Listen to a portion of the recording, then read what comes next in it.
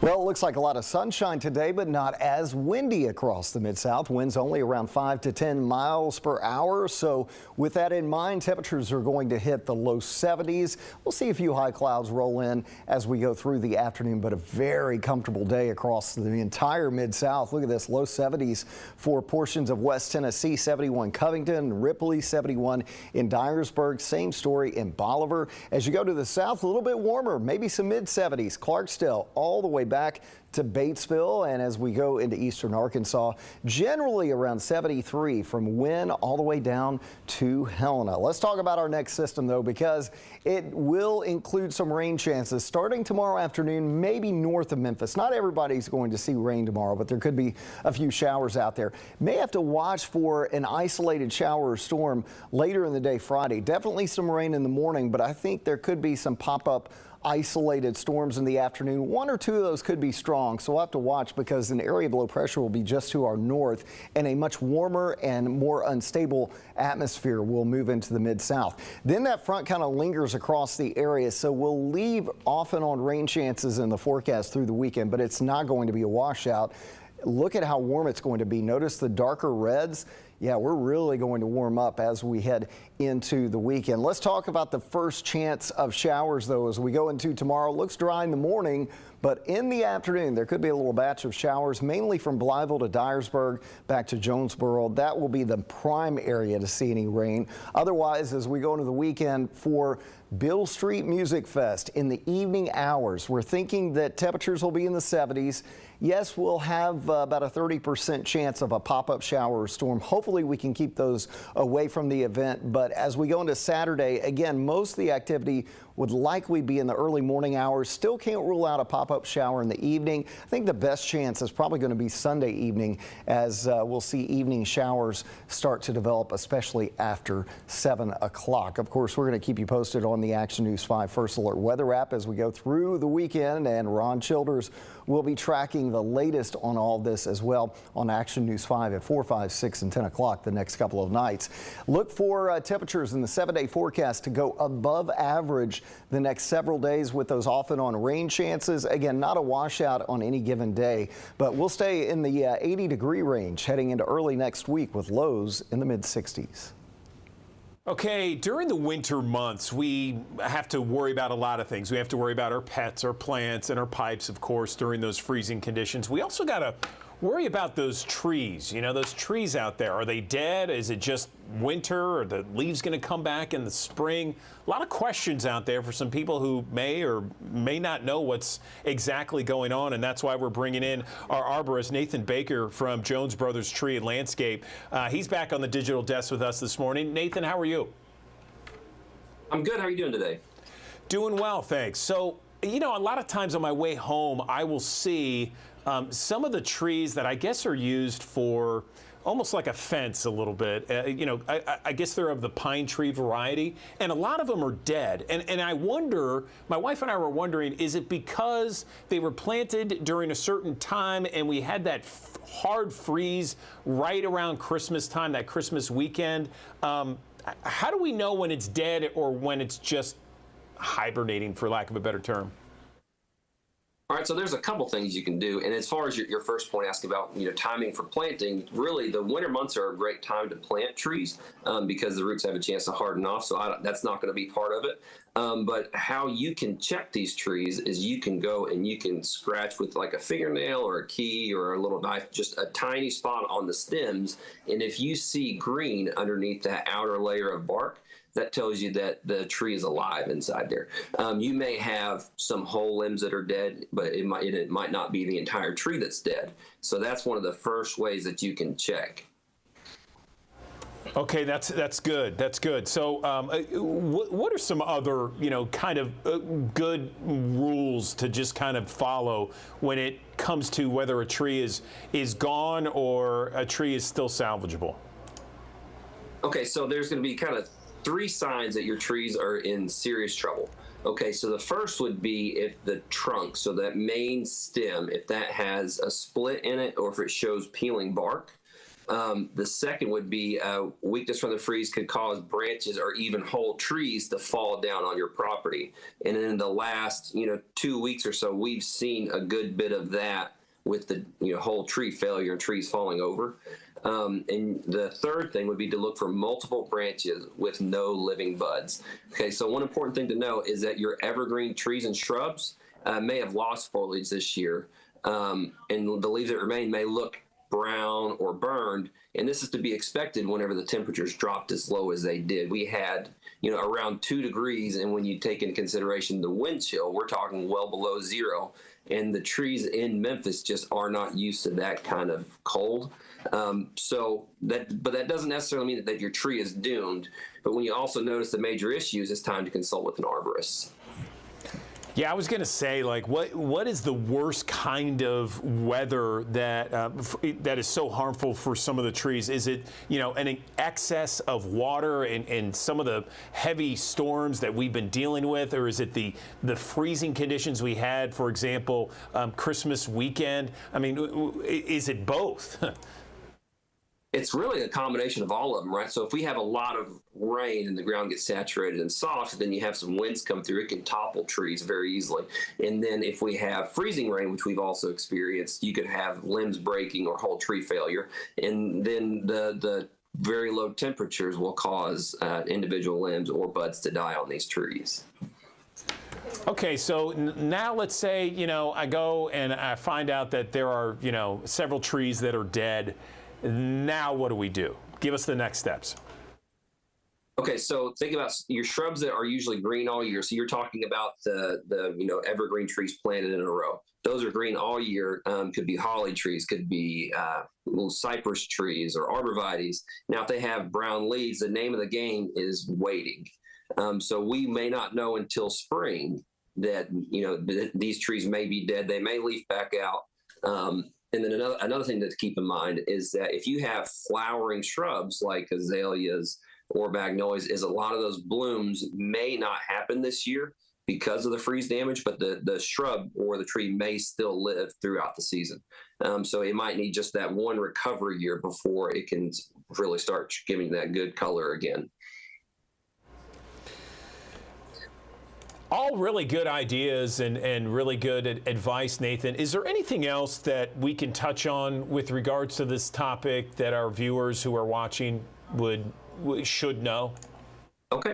So there's some general kind of maintenance that you should keep in mind. I would look at mulching, right? So if you have properly mulched, so you want to get, a 2 to 3 inch layer of mulch around the tree, but you don't want it directly up against the trunk. You want to have about kind of 1 to 2 inch gap directly around the trunk of the tree.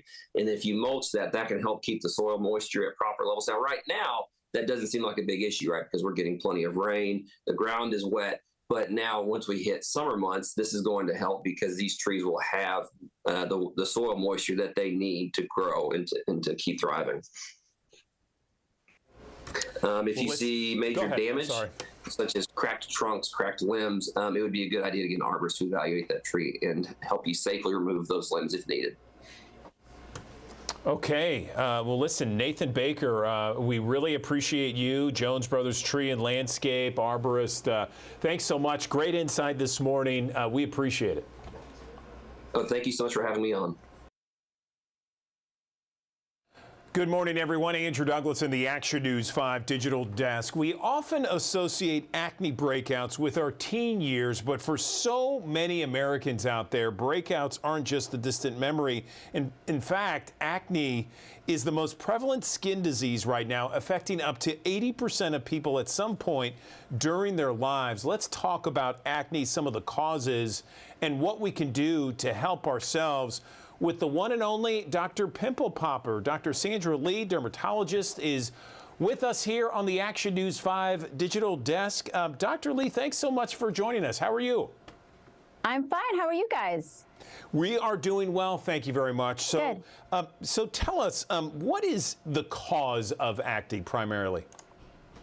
Well, acne is caused by oily skin or sebum that builds up in our pores, and sebum is really largely controlled by hormones. So really, that's really what causes everything. Hormones are also called androgens. These increase and decrease throughout our lifetime, so they fluctuate. And so when they are higher, like during teenage years, that's when you have more acne breakouts.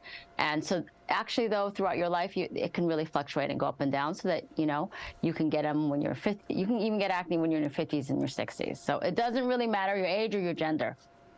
Hormones. So tell me about the AHA Acne Hormones campaign that you are a part of. I guess it spotlights the role of hormones as the underlying cause of acne. Tell me more. Yeah, I mean, I think it's important for people to understand why we get acne breakouts. And that's really a key to treating, because I think people feel really helpless when they have a breakout and they don't know how to treat it. And then you get some kind of, treatment regimen from your doctor and you're like, well, I don't even know what this does. I don't know, what it's doing. I don't know if it's going to work or not. But if people understand that it's caused by hormones specifically, and that a certain medication is going to specifically help to treat those or lower those hormones in your skin, then I think people are going to be more willing to use it, and they're going to actually also feel really like a part of the treatment, right? They're going to feel like they have control over their own skin. Dr. Lee, you have this show on TLC, and it's a hit show. So many people watch it, but it's interesting. I know in our viewers, and you might find this yourself, that people are in either one of two camps. They either love the show or they can't stand it because they can't stand watching the video. Tell me about your success and what the show's like. Well, I think it became successful because either people hate it or they love it, but either way, they're talking about it, right? So that's really what really drove the interest or, the popularity of the show. And I really think what's great about it is even if you have to look away at certain parts, there's such a wonderful story there. You really meet people that you kind of connect with because you see how we can change their lives in very positive ways. And so it's a really great feel-good story. It just really kind of starts with something that's a little bit maybe a little uncomfortable to watch or uncomfortable to see. But that's what's really great about it. I feel so lucky to be a part of it. So many people watching right now either have a family member or a friend that has been affected by serious acne throughout some point of their lives. Can you maybe talk about some myths and misconceptions about acne? Sure. I mean, I think greasy food, right? I'm sure like a mom has told a son, like, you stop eating that pizza because that's really just going to make your acne worse. Well, pizza only causes acne if you rub it all over your face, because that's where you're getting oil on your skin. Eating pizza is not going to transfer to oil increasing in your skin. So that's one myth. Also, you need to wash your face more because your skin is just dirty and that's why you're getting acne. Well, actually, overwashing your face can make your acne much worse and make your skin really irritated and, even increase the risk for scarring and bleeding and things like that. So, I think what's really important is to get people understanding the root cause of acne, which is really due to our hormones. And in many ways, we can't really control that unless you really use some medications that are going to specifically help to lower those levels. What about your gut? I hear a lot of doctors talk about your microbiome, your gut as maybe a source of some acne out there. Is that true? I mean, I think that the microbiome and, people doing probiotics and prebiotics and postbiotics are all to try to increase the health of our gut and also potentially increase the health of our skin in many ways. And, there's a lot of new things that we're learning in that sort of arena. But it's just part of the whole process. And I think in general, if we feel healthy, in general, our skin is going to look more healthy. We're going to feel good about ourselves. If you had to maybe give 3 headlines of the best things for teenagers and adults to do in order to maintain a clean, healthy skin without acne, what would you tell them? I would say make sure to address your skin if it is oily, because the oiliness is really what is a key promoter for acne. I would say for the health of your skin, make sure you wear sunscreen and protect it from sun damage or premature aging, skin cancer, that sort of thing. And the third is probably to smile and be happy, because happiness really really makes us feel good and really makes your skin look better. And really, when you smile, you have fewer wrinkles too. So. Quickly, where can people get more information from you with regards to the campaign that you're on and acne health overall? Yes, there's a website, acnehormones.com. Awesome. All right, Dr. Sandra Lee, Dr. Pimple Popper, thanks so much for joining us on the Action News 5 Digital Desk. We appreciate your info. Thank you.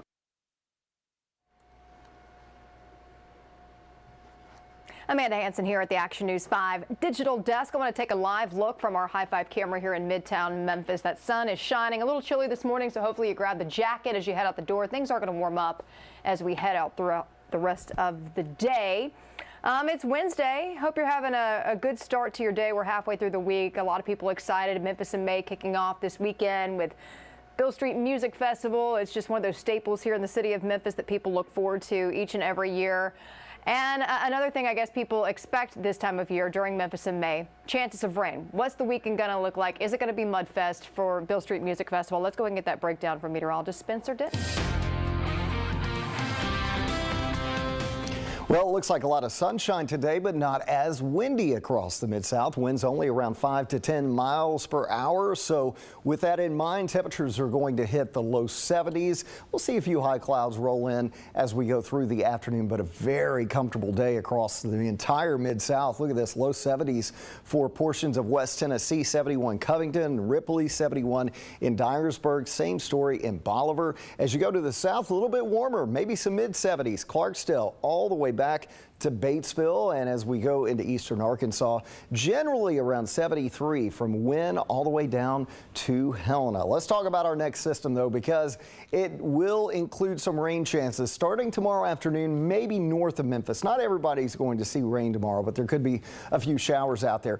May have to watch for an isolated shower or storm later in the day Friday. Definitely some rain in the morning, but I think there could be some pop-up isolated storms in the afternoon. One or two of those could be strong, so we'll have to watch because an area of low pressure will be just to our north and a much warmer and more unstable atmosphere will move into the Mid-South. Then that front kind of lingers across the area, so we'll leave off and on rain chances in the forecast through the weekend, but it's not going to be a washout.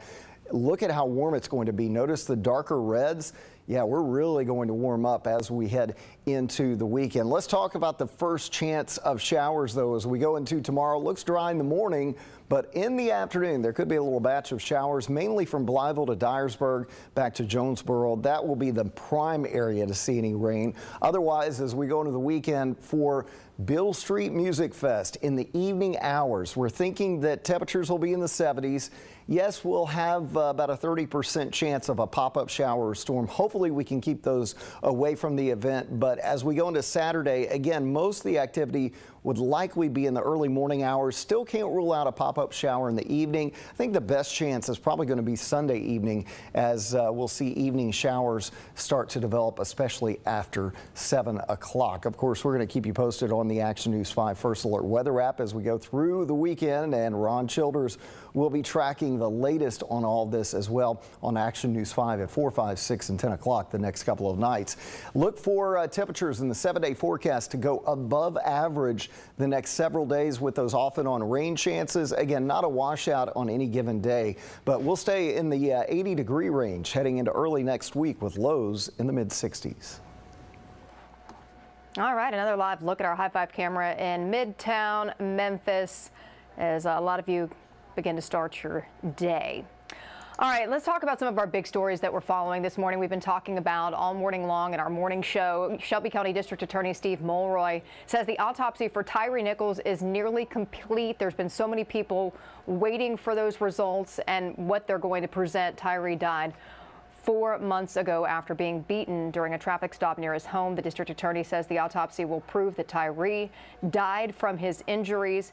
5 former MPD officers are facing second-degree murder charges connected to all this. And I know a lot of you yesterday were, I'm sure, had your phone in hand checking for updates on the situation that was happening around the University of Memphis that shut down a widespread area of University of Memphis. And it's all being drawn down to a cry for help. And that's what loved ones say a Memphis man was doing when police say he fired a shot at a local TV station, then barricaded himself inside of a restaurant bathroom. It was very intense. He even went to Facebook Live talking to people.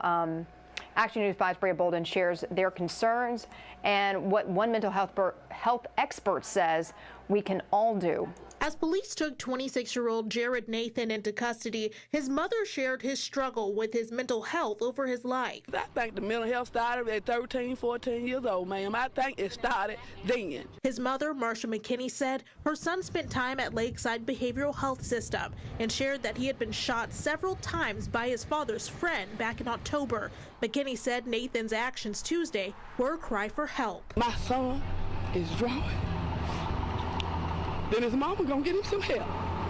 Today, now I got to put my foot in the trenches and do what he needs to be done, and I gotta take care of him. Family and those who know him, one after the other, showed up at the scene on the Highland Strip. Local activist Sharon Morning, also known as Mama D, said Nathan has lived with a disability since he was shot. It's hard for him to try and get a job. It's hard for him, to be self-sufficient, and this is what's plaguing our youth, today, coping with the afterfact of being shot, and this is a prime example. We really talk about mental health only when two things happen: when somebody commits suicide or a situation like this where something extreme happens with gun violence and it could have taken somebody else's life. Local mental health specialist Brandy Flynn says we should all get more comfortable talking about mental health in our families and our communities, especially if you see a loved one struggling. A lot of times when you ask people, how are you doing? We get the cliche, I'm fine, I'm okay, but a lot of times we're not, because we feel like nobody really cares about what I have to say, or if I tell you the truth, are you going to judge me? So we just really need to just be there for people, not judge them, and just let them know that they're not here alone. Nathan's parents say that they hope that their son is able to get help instead of jail time. He's expected to be in court today before a judge. And I know so many people are just thankful that no one was injured during everything that happened yesterday. And so, of course, we'll continue to follow this story. We'll bring you any updates that we can here on air and on the Action News 5. All right, let's talk about cybersecurity awareness, because that is the month of October. In addition to Breast Cancer Awareness Month, it's also Cybersecurity Awareness Month. And get this stat here. More than 75% of Americans recently shared that they were targeted by an online scam, which can include donation scams, tech support scams, romance scams, cryptocurrency scams, and much, much more. Does that surprise you? It doesn't surprise me, but it's certainly pervasive, it seems, in every part of the country. Let's bring in a cybersecurity expert right now. Jaya Ballou is joining us. And Jaya, good morning. How are you? Good morning. I'm very well, thank you. Thank you for joining us. And I understand that the sandwich generation seems to be one of those generations that really has a lot of responsibilities when it comes to this.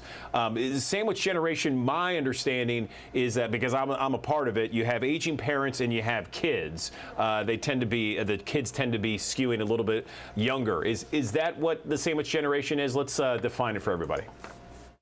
You're absolutely right. That's exactly what it is. And just like you, I'm also part of it. So it's not an easy spot to be in, because you've got this double role where you have to be the primary caregiver, both for your kids, but also make sure your parents are okay. And one area that's often overlooked when we're doing all the other responsibilities is around cybersecurity. Yeah, one of the most frustrating things for me, especially when my father-in-law lived with us, was that how many phone calls he got from the constant people that, may sound nice over the phone, may sound trusting over the phone, but it was a bunch of garbage, and it's just so frustrating. So what's the best advice for not only managing what older Americans have to deal with when it comes to scams, but also our children too? Yeah, so, the good news is that both for the older Americans that we need to take care of, as well as those younger kids that we've got as our primary role, they're the same stuff that we have to do for both of them. And I like to kind of couch it into three things, like the first thing is prevention, making sure that they have some good cyber hygiene practices ready to go that are enabled by default. And that can be a good antivirus, a good web browser, and a strong VPN that they can use because they want to be connected from anywhere on every device all the time. So that's a good starting point. Majority of threats are blocked. The second thing is just really about detection, being vigilant, watching out for those red flags, knowing when to recognize one of those phone calls is completely illegitimate, that your bank never wants to ask information about your passwords or that kind of stuff by calling you, and especially an unsolicited call asking you for information is not normal. So watching out for those red flags is the second thing, really being vigilant and paying attention to that scam-like behavior. And the third thing, which is really like not easy to do when it happens, but you need to kind of prepare it before it happens, is in case you actually do get attacked or do fall initially for the scam, how to stop it quickly, and then also how to get help, whether that means informing police or finding someone in your network that can actually undo the harm that was done. Having that ready before you need it is super important to getting this right. What about for younger children? By the way, I love that response. That was excellent. Cyber hygiene. That's a term that I want to develop there and just kind of use from now on. And VPN. I feel like VPNs are just so underrated right now. They need to be more prevalent. What about for younger children out there? Because the older Americans, that seems to be, it gets a lot of press about ways to protect older Americans, but sometimes our children are left vulnerable on screens and devices. What are some good practices for some of the parents out there? So I'm a mom of 3, and I've got to tell you that in some cases, I find my kids way more savvy, even though I was hacking from the age of 9 and I feel like I really know what the internet is. I find them super savvy on some of these social media platforms, and they've already figured out, how to have hacks for games. They're doing all this stuff. And I feel like the best way to educate them is not to prohibit them from doing something. And especially as parents who may be less tech savvy than their kids these days, the best thing to do is to have that conversation about what is safe, what is acceptable, how to spot something that, is doing something that's actually evil. And also, we need to worry more about our kids about things like cyberbullying. Are they actually having a good time on some of these social media platforms that they're on? Or when they're exchanging information while they're playing Fortnite or whatever, that information is not something that's actually confidential. When they're being requested to send images, how they actually protect their profiles on any of these platforms, just making sure it's invite only, and that the photos that my daughter, for example, is uploading, that they're not just being spread out. I'm trying to take the role of not saying no, because I don't want to find them circumventing my advice, but finding a way to actually have a dialogue and really talk to them and engage and let them understand what the threat is so they make the best decisions they possibly can. I know you mentioned a little bit about this earlier, but for viewers out there that want to is secure their household as much as possible, virus protection software, that sort of thing, passwords, maybe 2 identification verifications, that sort of thing. Give me a list of the best preventable ways so that you're not hacked. Okay, so we started out with those 3. I love this, by the way. I could do this all day. But we started out with those 3 of a good antivirus. And again, it doesn't matter to me which one you have, as long as it's a solid antivirus. And you can go out there and look at AV Comparatives or any of the other sites to figure out which one fits your price range and your purpose best. Start there. The second one is really, when you go online, a good secure browser. Third one is a VPN for all of your devices so that when you're using the internet from other Wi-Fi points that you're still safe. And then, what you mentioned, a lot of platforms that we engage with online already have 2-factor authentication enabled.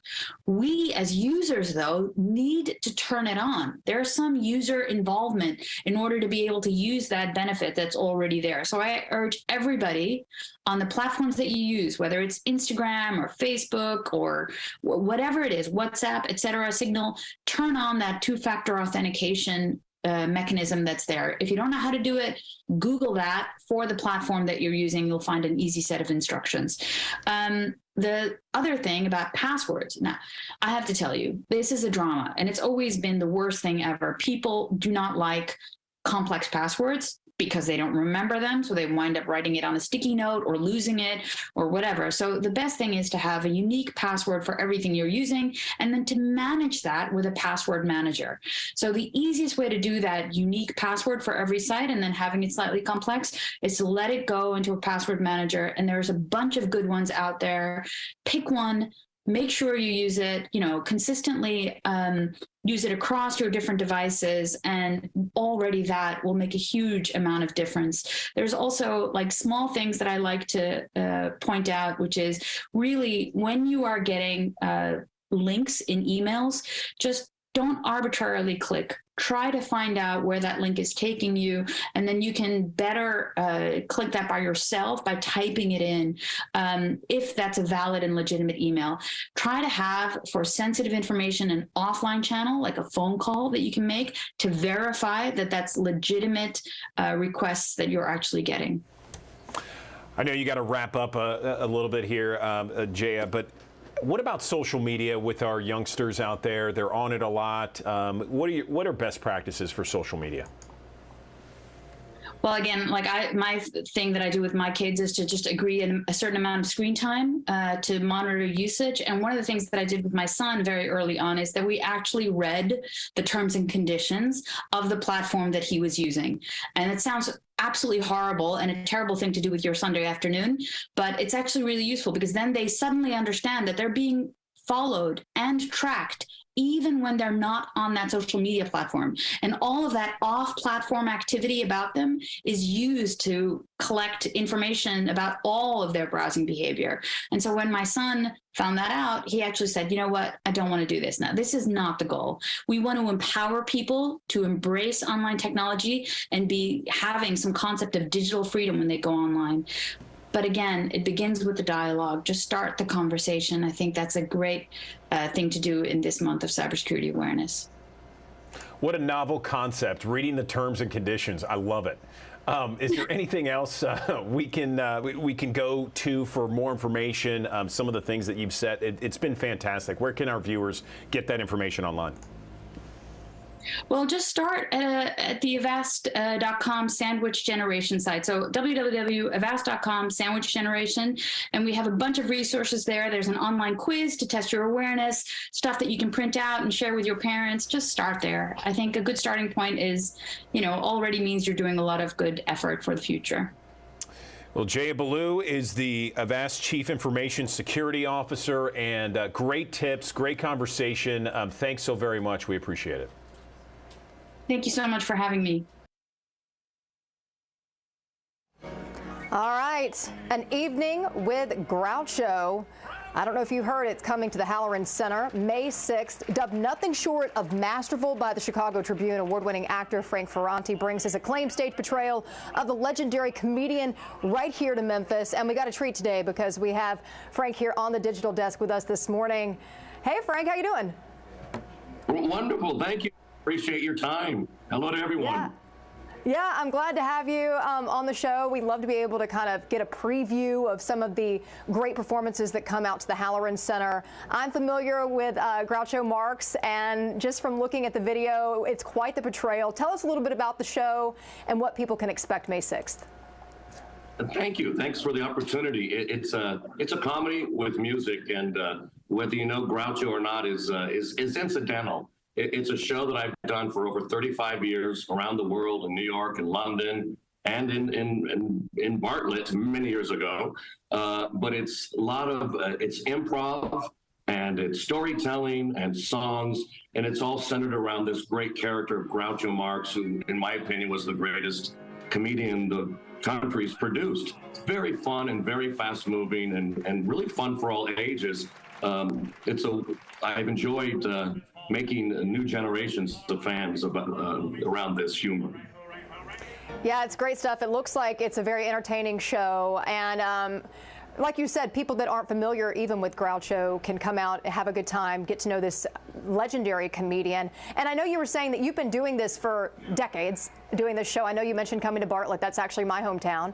How did you stumble upon really just embodying this character and really making this, I mean, something that has been long lasting? Can you talk about that a little bit? Absolutely. When I was about 10 years old, I saw a Marx Brothers movie, black and white film. I was a kid in a small town in California, and it was the day at the races. And on the screen, on my TV set, were these three crazy, wild men.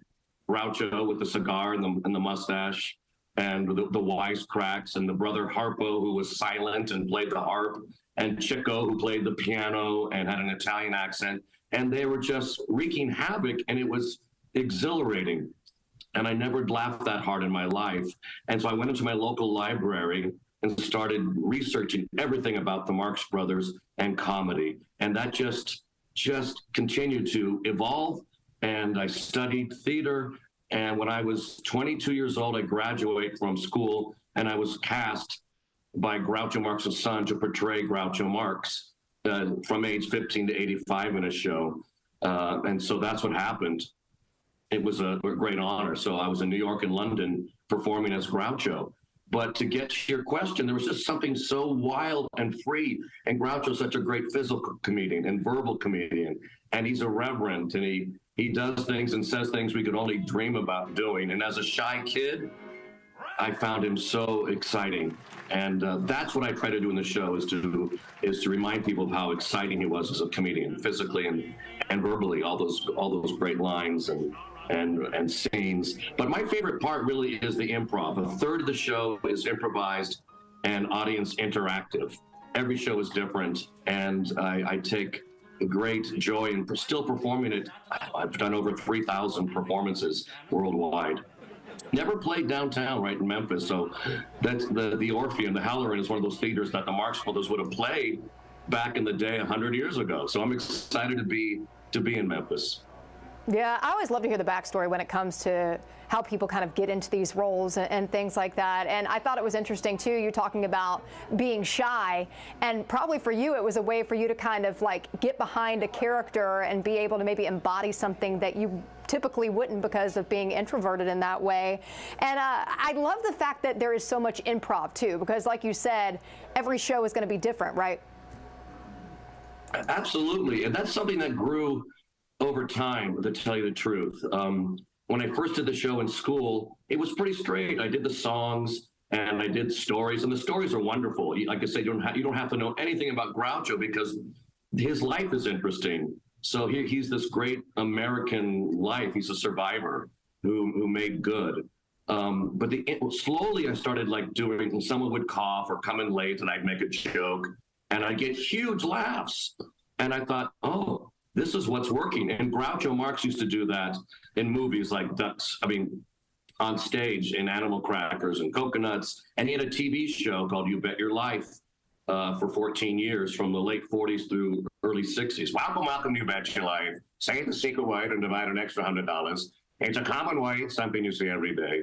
And so he would improvise with contestants on this comedy quiz show. And that's what was funny. He was remarkable. He was probably the greatest wit the country produced.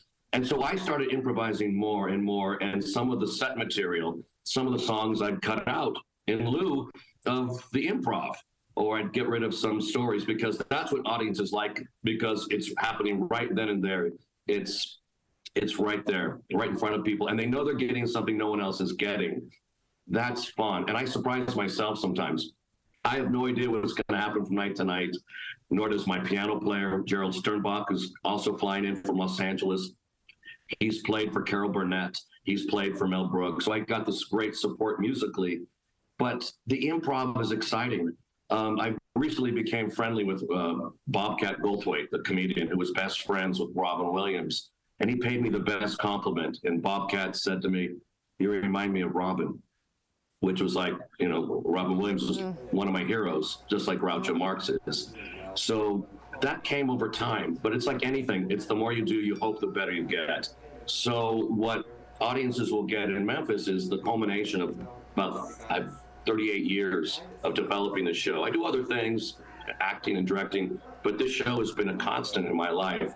And it always delights me to see the response of people of all ages and backgrounds, as if they never experienced this type of improv and crowd work, they call it. Yeah, and to me, improv is such a gift.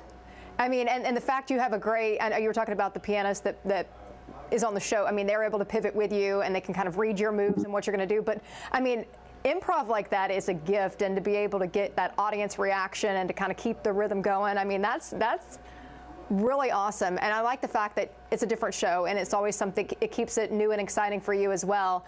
And so I know the show, it's May 6th, and we want to get people out there. I know tickets are on sale right now. Any other last things you want to mention about the show, what people can expect when they come out?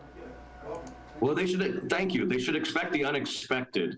And if you love theater, if you love live comedy, if you love stand-up, if you love storytelling, this is the right show. And if you want to see a show that's been around for a while, from Australia to London throughout, I played over 500 cities. This is a fun show to go. It's great for a date, believe it or not, and it's also fun for families. So, thank you.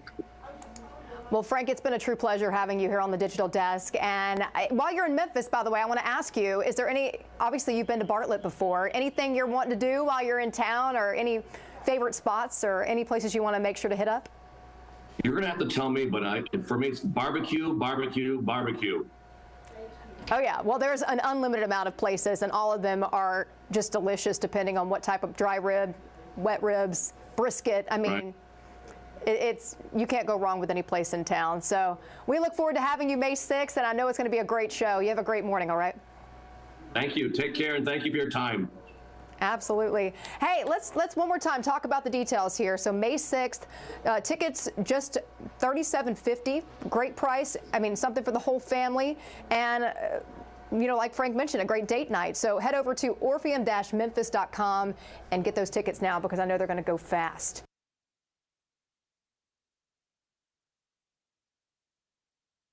All right, well, graduation season is upon us, and whether it's high school graduation and maybe wanting to further your education or enter the workforce, or college graduates accepting a new job, financial decisions can be so stressful, and just trying to navigate through that can be very difficult. So joining us to talk a little bit more about it is Ashley Feinstein-Gerstley. She's the author of Financial Adulting, Everything You Need to Know to Be a Financially Confident and Conscious Adult. Ashley, good morning. How you doing? Good morning. I'm doing well. Thank you for having me on. So I guess the first thing I want to do is just dive right in. Let's talk about maybe what are some of the biggest mistakes or things that these young adults, whether it's 18 into your early 20s, where maybe they're making mistakes financially. What would you say is probably some of the biggest problems or things that they just don't know about? Yes, I'd say two big things. The first, and I did both of these things, so it's coming from experience, is to wait to save until we have enough money to save. So there's this idea, and how we traditionally view saving is we earn money, we live our lives, we pay everybody else, and then we hope and wait that there will be money left over to save.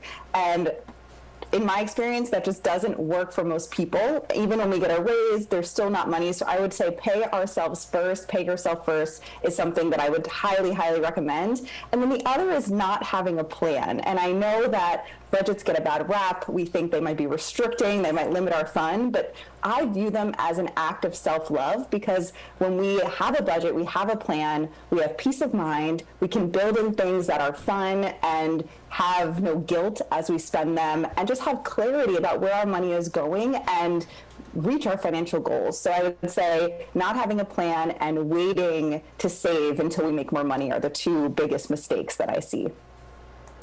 And when you talk about saving, is there a certain rule of thumb when you say you want to maybe save back this percentage of the money you're bringing in, or does it just depend on each individual's budget and what kind of money they're bringing in? What advice would you have for that? Yes, so I would say it does depend. I am not a big fan of having a certain percentage as far as saving and investing and retirement, but I would say first and foremost, you want to have that crisis fund saved up. So that first $1,000, that first 1 month of expenses, and then from there building up to have a fully funded rainy day fund. So in case something happens with an illness or with our job, that we have money to pay for our expenses for 3 months, 6 months, depending on your personal situation. And this is just a question for me, because I think way back, back in the day, a lot of people would have their checkbook, and they would go in, and every time they would write a check, they would go in, they'd balance their checkbook. They had an idea of the money that was coming in, coming out. Do you feel like that now people really aren't using that checkbook, and it's harder to maybe keep up with the money you're spending? Do you feel like that? Yeah, I think technology has done some great things, but it makes it very easy to have no idea where our money is going. Even if you think about checkbooks are a great example, credit cards, we don't feel the pain of what we spent until the bill goes through, swiping our credit card, hopping in and out of a Lyft, we're not even really paying. So I think I'm a huge fan of having what I call money parties, which are time that we set aside to look at what's happened with our money over the last month or the last week. So actually go through and look at those expenses, because it is so easy to lose track of them. And I've had that experience where you see the credit card bill and you say, that wasn't me, but then you go through each and every expense and you realize, these things just add up. So having that time, if we don't look at our expenses, it's just not going to happen. And we need to carve out that time for ourselves.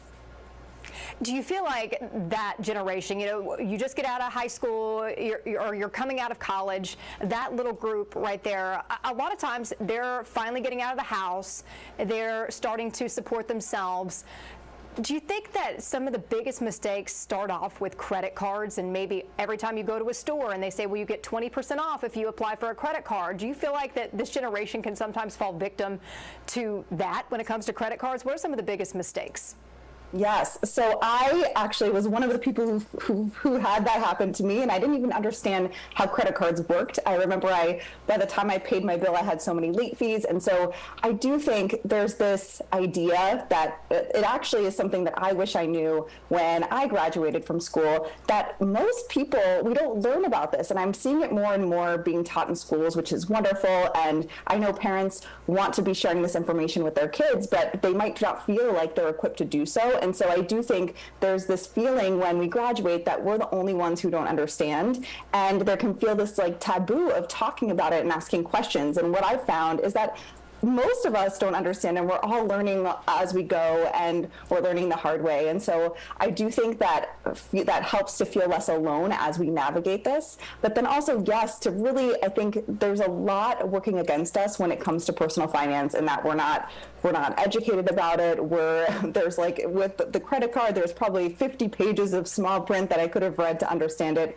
So I would definitely caution to really understand any financial products that we sign up for. Talk to people about it, because if they don't understand and you don't understand, you might be able to find someone else, or to go and figure it out together can feel less lonely as we navigate this.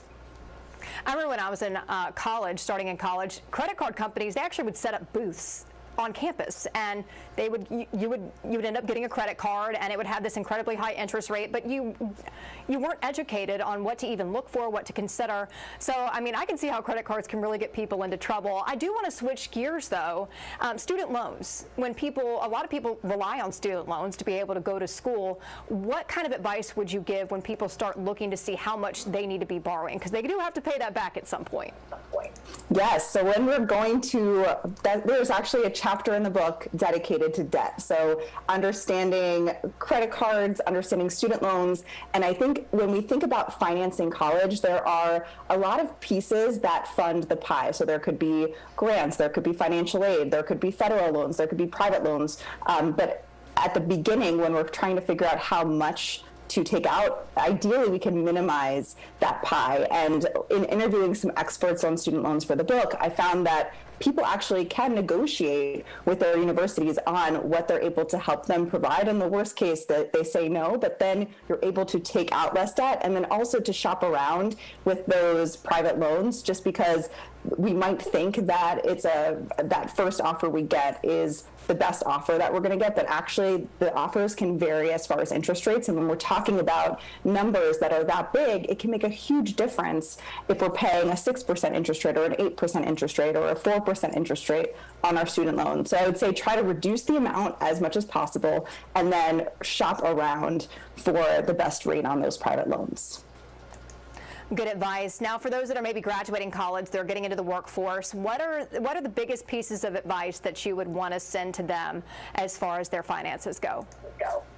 I'd say the biggest, so first, again, just you're not alone in figuring this out, and financial adulting, so that is the name of my new book.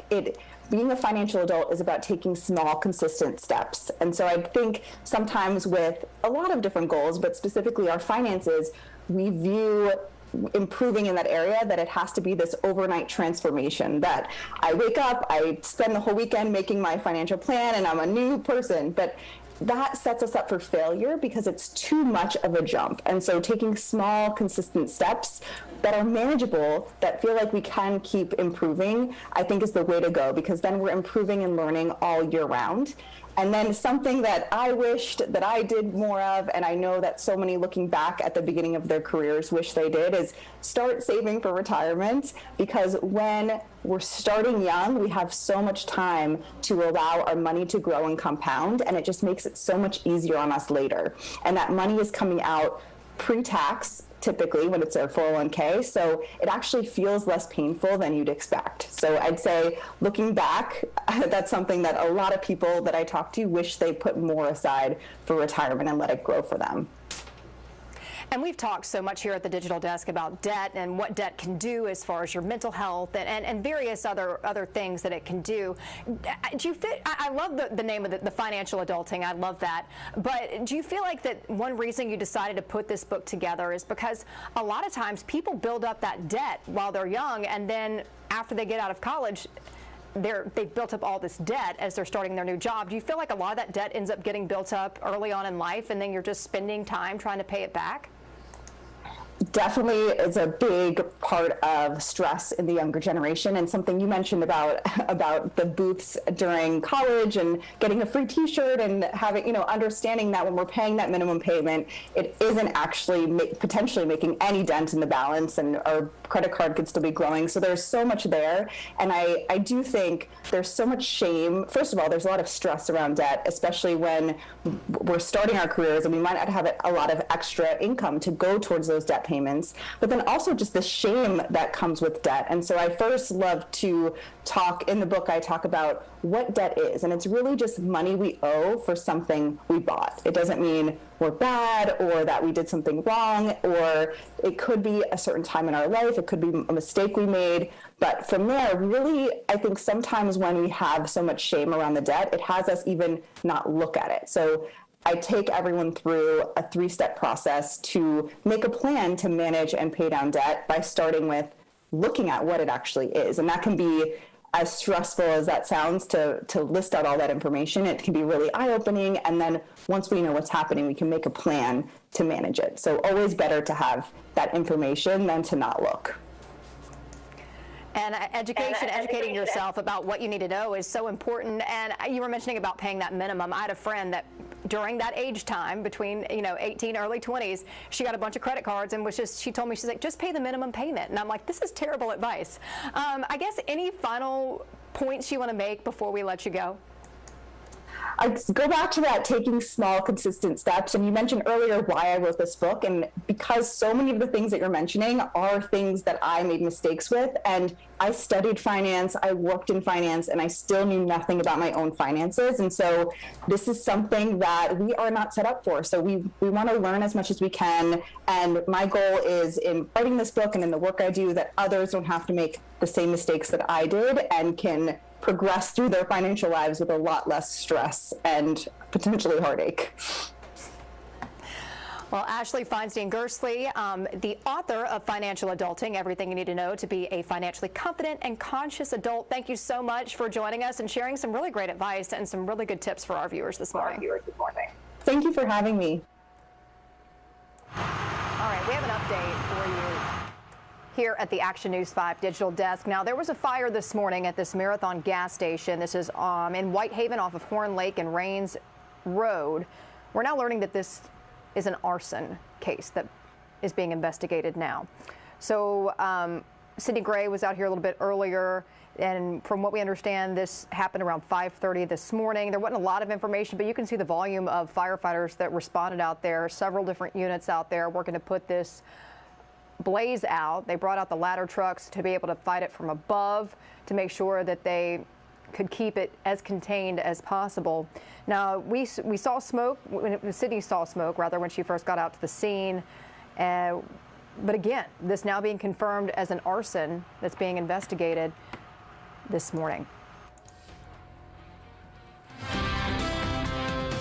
Well, it looks like a lot of sunshine today, but not as windy across the Mid-South. Winds only around 5 to 10 miles per hour. So with that in mind, temperatures are going to hit the low 70s. We'll see a few high clouds roll in as we go through the afternoon, but a very comfortable day across the entire Mid-South. Look at this, low 70s for portions of West Tennessee, 71 Covington, Ripley, 71 in Dyersburg. Same story in Bolivar. As you go to the south, a little bit warmer, maybe some mid-70s. Clarksdale all the way back to Batesville, and as we go into eastern Arkansas, generally around 73 from Wynne all the way down to Helena. Let's talk about our next system, though, because it will include some rain chances starting tomorrow afternoon, maybe north of Memphis. Not everybody's going to see rain tomorrow, but there could be a few showers out there. May have to watch for an isolated shower or storm later in the day Friday. Definitely some rain in the morning, but I think there could be some pop-up isolated storms in the afternoon. One or two of those could be strong, so we'll have to watch because an area of low pressure will be just to our north and a much warmer and more unstable atmosphere will move into the Mid-South. Then that front kind of lingers across the area, so we'll leave off and on rain chances in the forecast through the weekend, but it's not going to be a washout. Look at how warm it's going to be. Notice the darker reds. Yeah, we're really going to warm up as we head into the weekend. Let's talk about the first chance of showers, though, as we go into tomorrow. Looks dry in the morning, but in the afternoon, there could be a little batch of showers, mainly from Blytheville to Dyersburg back to Jonesboro. That will be the prime area to see any rain. Otherwise, as we go into the weekend for Beale Street Music Fest in the evening hours, we're thinking that temperatures will be in the 70s. Yes, we'll have about a 30% chance of a pop-up shower or storm. Hopefully we can keep those away from the event. But as we go into Saturday, again, most of the activity would likely be in the early morning hours. Still can't rule out a pop-up shower in the evening. I think the best chance is probably going to be Sunday evening, as we'll see evening showers start to develop, especially after 7 o'clock. Of course, we're going to keep you posted on the Action News 5 First Alert weather app as we go through the weekend, and Ron Childers will be tracking the latest on all this as well on Action News 5 at 4, 5, 6, and 10 o'clock the next couple of nights. Look for temperatures in the 7-day forecast to go above average the next several days with those off and on rain chances. Again, not a washout on any given day, but we'll stay in the 80-degree range heading into early next week with lows in the mid-60s. Good morning, everyone. Andrew Douglas in the Action News 5 digital desk. Tax day is over. Phew, that was close. All right. So we know that we like spending money as Americans, getting the latest and greatest, and the stress of tax day is now behind us. People may be tempted to get something more, maybe splurge a little bit, but hold the phone, okay? Maybe you should budget more. Maybe you should save more. What are you going to do with this tax refund if you're lucky to get one?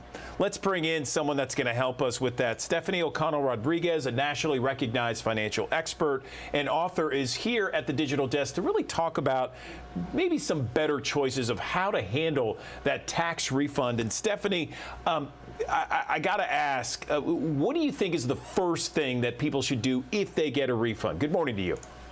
Good morning. Thanks for having me here. Well, according to Barclays Bank most recent consumer survey, the majority of Americans are actually hoping to use their tax refund to build their financial security. So we've got some pretty good intentions. Now it comes to how do we put those good intentions to build our financial savings, maybe pay down our debt, into practice. And I think in order to do that, it's going to look different for everybody. We got to start by taking stock of our own financial picture and see what we own versus what we owe. And if we owe a lot, maybe we got to take inventory of that debt and see what we owe, to whom, monthly minimum payment, and our interest rate on each debt, so we can prioritize what it looks like to build all those minimum payments into our budget, and then make progress on making payments above the minimum payment on the debt with the highest interest rate, and make progress such that we pay off that debt and then the next highest interest rate debt and then the next, so we can get to our financial security as cost effectively as possible.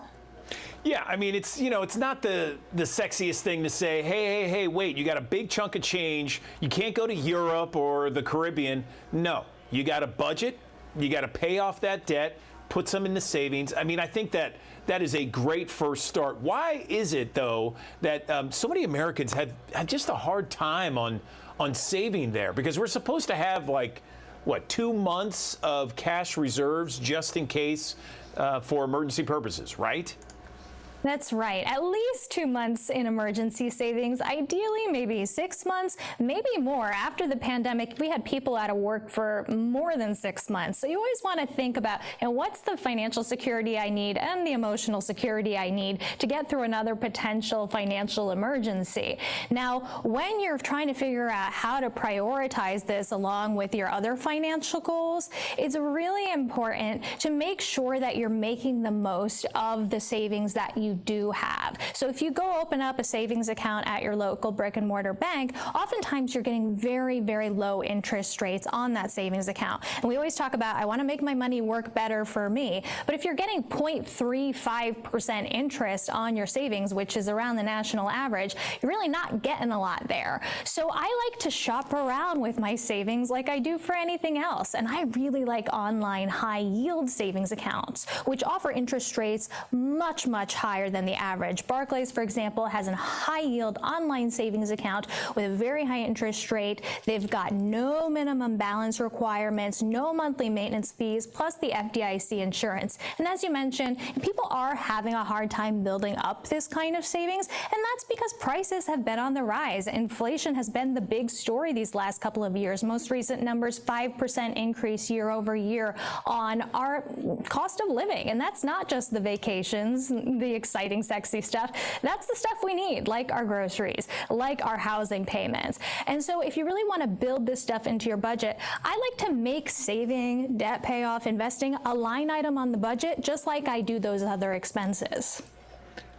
I like that. That's a great idea. High yield savings accounts. And it's, yeah, you're right. Inflation is still outrageous. I know we had something that said it's down to 5%. Well, it shouldn't be higher than 2%. I mean, it's still affecting us. I mean, eggs are outrageous, and airfare, my gosh, I mean, flying anywhere is super high. So I know that a lot of Americans are starting to go back in debt as a result of a lot of things, including inflation. What's the best method an effective method, the most effective, to pay down debt that so many Americans are accumulating right now? Well, the best method to pay down debt is the one you can stick with, right? So the only way to figure out what that's going to be for you is to, again, start by taking inventory of what you owe and build it into your budget as you're able. I talked about a method that's called the debt avalanche, and that's where you prioritize paying off the debt with the highest interest rate first. For some folks, it might be tackling the debt with the lowest balance first, so you can see the progress you're making, and that then motivates you to make progress on momentum toward paying off the next debt. And I know that it's more cost effective to address your highest interest rate debt first, but again, it's what is going to work for you. Even if it costs you more over the life of your loan, if you're going to stick with it, if you see the progress of knocking out that low interest rate debt first, that's fine by me. Just make sure that as you're doing that debt payoff, you also are building your emergency savings, because if something does come up and you do get an unexpected expense like a medical bill or something happens with your car or your home that you must repair, you really want to have that high yield online savings there for you so you can tap into it and not put it on a high interest rate credit card and add more to your debt. Just curious, Stephanie, for people out there, how do you find a high yield savings account in your hometown, for example? We're in Memphis. So typically speaking, you're going to find your high yield savings accounts online. And the reason for this is the high interest rates and the annual percentage yields that you get in those online savings accounts, you get them because they have lower costs of operating. If you don't have to maintain the brick and mortar presence, that's a lot of money saved, and that savings gets passed along to the consumer in the form of these lower fees, in the form of these higher rates. And so going to resources like banking.barclaysus.com will give you information about how you can find your high yield online savings account, and it's really easy to set this up. I have done it. It's how I saved for my wedding. It's the first account that I opened with my husband. Great way to combine finances, by the way. And it's really a great way to maximize the money that you are saving, because when you do just go to your default bank that's on the street, there's a value to that, but you don't get a lot for your money in the savings account, and often in CDs, the interest rate isn't as high as these banks that have the high yield online savings account. So I definitely suggest comparison shopping, just like you do for anything else. This is a conversation I could have forever, and I know it's very popular among so many people. It's just, financial literacy out there. So let me ask you this. If we have thousands of people that tune in each and every morning watching us here on the Digital Desk, if you were to give like bullet points, maybe 3 bullet points for someone that's looking to have better financial success in 2023, the tax season is now over, tax day has come and gone. What would you recommend? I think you have to take stock of your full financial picture first. A lot of the times we think we know what we're bringing in each month because we know what we make annually or hourly, but what that actually looks like after taxes, after deductions, in our take-home pay can be very different. And we want to make sure we're planning off of our reality, not off of our aspirations. And then on the flip side, we got to take stock of our expenses. We talked about taking inventory of what we owe and to whom, but also this has to include those savings contributions. This has to include our essential living expenses, housing, groceries, utilities, insurance, all of that good stuff. And making sure, again, we're dealing with the reality of what we're spending, not what we think we're spending, because there can be a surprising gap between the two. And I think the third piece of this is maintaining accountability. So whatever's going to work for you to keep your finances top of mind, I like to say managing my money is a practice. It's not something I do once a year on tax day, and it's not something I do when there's a crisis, because that's just reactive money management. I want to have proactive money management. And so I think a bit like, I don't go to one yoga class and say, all right, I'm done, I'm fit for life, right? It doesn't work that way. I got to go back and I got to go back, and I get better every time I do it. Same thing happens with my money. I check my money on a daily basis. You don't have to be as much of a money nerd as I am to have a good, healthy relationship with your money, but you can certainly go ahead and make checking in on your money once a week to see where it's going, tracking your budget, keeping yourself accountable, and making sure you're maximizing it with these tools like the high yield online savings, CDs, investment accounts, so that you really get your money's worth. I love it, Stephanie. We've talked about a lot this morning. Where can we go to get some more information, including these tips that we talked about? Yes, so it is Financial Literacy Month. I know we talked about how important financial literacy is. So you can head to this portal at banking.barclaysus.com. Again, that's banking.barclaysus.com, and go to the resources tab. There's a lot of tools, articles, information about how to manage these money goals, how to get the most from your money, and how to prioritize when you have a lot of money goals at once. Okay, Stephanie O'Connell Rodriguez, we really appreciate the conversation this morning. I think we helped a lot of people with this and just thoroughly enjoyed it. Thanks. I hope so. Thank you, Andrew. Okay, let's talk about April being Second Chance Month. And in the U.S., 2 out of 3 people who have been to prison are arrested again, and 50% of them end up back in prison. Let's talk to Brandeis Leverett. He is a program manager for Persevere. It's based out of Tennessee. Brandeis, first tell me, what is Persevere, and tell me what some of the things that you encounter each and every day there. Good morning. Good morning. How are you? Yes, Persevere is a national nonprofit. We actually operate out of 6 states, and we're looking to move into more states, but our biggest footprint is right here in Tennessee. So yes, we work with individuals who we like to call have been justice impacted or justice involved. And yes, we will teach coding and software development. Our participants have an opportunity within 6 months to a year to become certified full stack web developers. All of our programs are absolutely free. They come along with the equipment that's necessary. We offer wraparound services. We have support for transportation. Here in West Tennessee, we actually have transitional housing. So for individuals who we begin working with within the prison walls, once they're on a process of release, we have options and opportunities to continue to serve and help them make a better life for themselves, developing those skills to code. That's fantastic. I understand you guys have only been around just a few short years since 2019. You're already in 6 states. I mean, it's growing pretty substantially at a really fast pace. I remember we talked to Stacy last time around. Tell me how you got involved. Yeah, so yes, we're in 6 states, and since 2019, we've served about 800 participants. And then for me personally, I have a history and a career in education. And I tell people all the time, I was impacted on the other side of the wall. My father spent time in prison, and I watched the process of him being released and the struggle that he had to find gainful employment. So when this opportunity came, it was a no-brainer for me to jump on board the Persevere team. And I've really enjoyed the work that we do here. You mentioned West Tennessee. It is significant in terms of where you are and helping people and how popular this program is. Can you just tell me a little more details of some of the outreach that you're doing in the West Tennessee, Memphis area?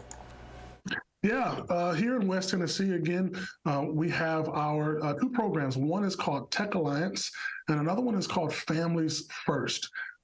Tech Alliance actually serves the entire state.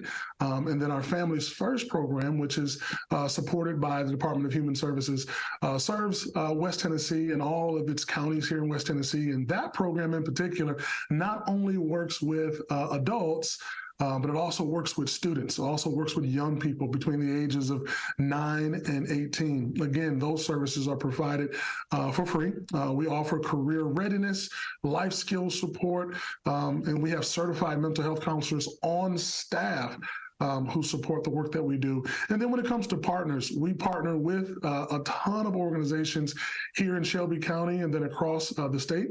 So we got Knowledge Quest and Memphis Athletic Ministries, and we also work with the American Job Center almost hand in hand in some of the work that we do. And workforce development boards throughout the state support the work that we do. And of course, I can't help but to mention the Tennessee Department of Corrections. So April is Second Chance Month. What do you want people, we have thousands of people that watch us on the digital desk here each and every morning. What do you want people to do with that knowledge that April is Second Chance Month? Yeah, with April being Second Chance Month, and again, so many individuals are impacted by justice in this manner. I think one of the major things we want to do is we want to kind of beat back the stigmatism that comes along with that. When you get a chance to learn the stories of the individuals that have been justice impacted or justice involved, you can learn that, literally they made a bad choice at one moment in their life. And we believe that that shouldn't be a death sentence. That shouldn't keep them from opportunity after serving time and serving whatever that time, that should be, a barrier for the entire of their lives. We don't believe that should be the case. So in doing that, we also want continue to work with different partners. One of the things I didn't mention, but we have what we call technology employment specialists who go out and they work with employers to get employers involved in the process of what we're doing, to commit to say, hey, we're going to take on some of your graduates and participants to give them a chance. So that's ultimately what we would love for individuals to do, is to give individuals who've been just as impacted and just as involved a chance. This morning, we talked about how crime is way up in Memphis and Shelby County this year already. A lot of it's juvenile crime. When you see stats like that, I know that I believe your organization helps juveniles. What happens with your kind of organization when there is an uptick in crime and there's a lot of juvenile crime? Is there any, I know you guys are focused on Second Chance, but is there any other kind of outreach or anything else that you guys deal with when it comes to this big spike in crime we're having, specifically juveniles? Absolutely. There's a branch in belief in what we do about First Chance, right? To help individuals who have not yet been justice involved, but may be in environments in which that is all too common. So yes, we work with organizations throughout the county and state to offer young people an opportunity to be exposed to coding, to game development. We work with the individuals, a partner of ours is Epic Games. Those are the folks who are responsible for creating games like Fortnite. So we're able to work with them and introduce game development to our young people. Because again, for young people, it's about scratching that interest, beyond just traditional academics and education. And I think one of the biggest things that's really important, again, is that we can work with the entire family, moms, dads, aunts, uncles, and then young people within those families can come together and find a common knowledge and even a common language through coding and game development. So those are things that we do. Where can people go for more information, Brandeis? Yeah, so our website is perseverenow.org, or just go to Google and type in Persevere and you will find us.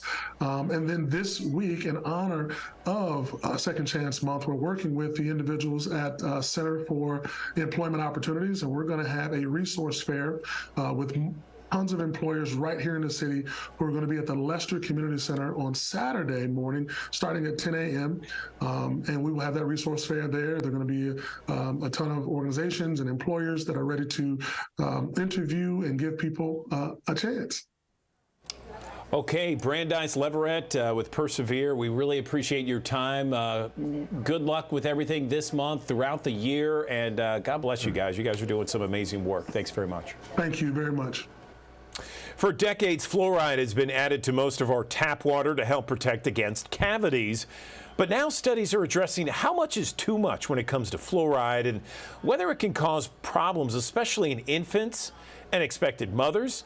Let's talk about this issue and more with a biological dentist, Dr. Griffith Cole. He joins us on the Action News 5 digital desk. Good morning, Dr. Cole. Let's first talk about what a biological dentist is. I've never heard of that.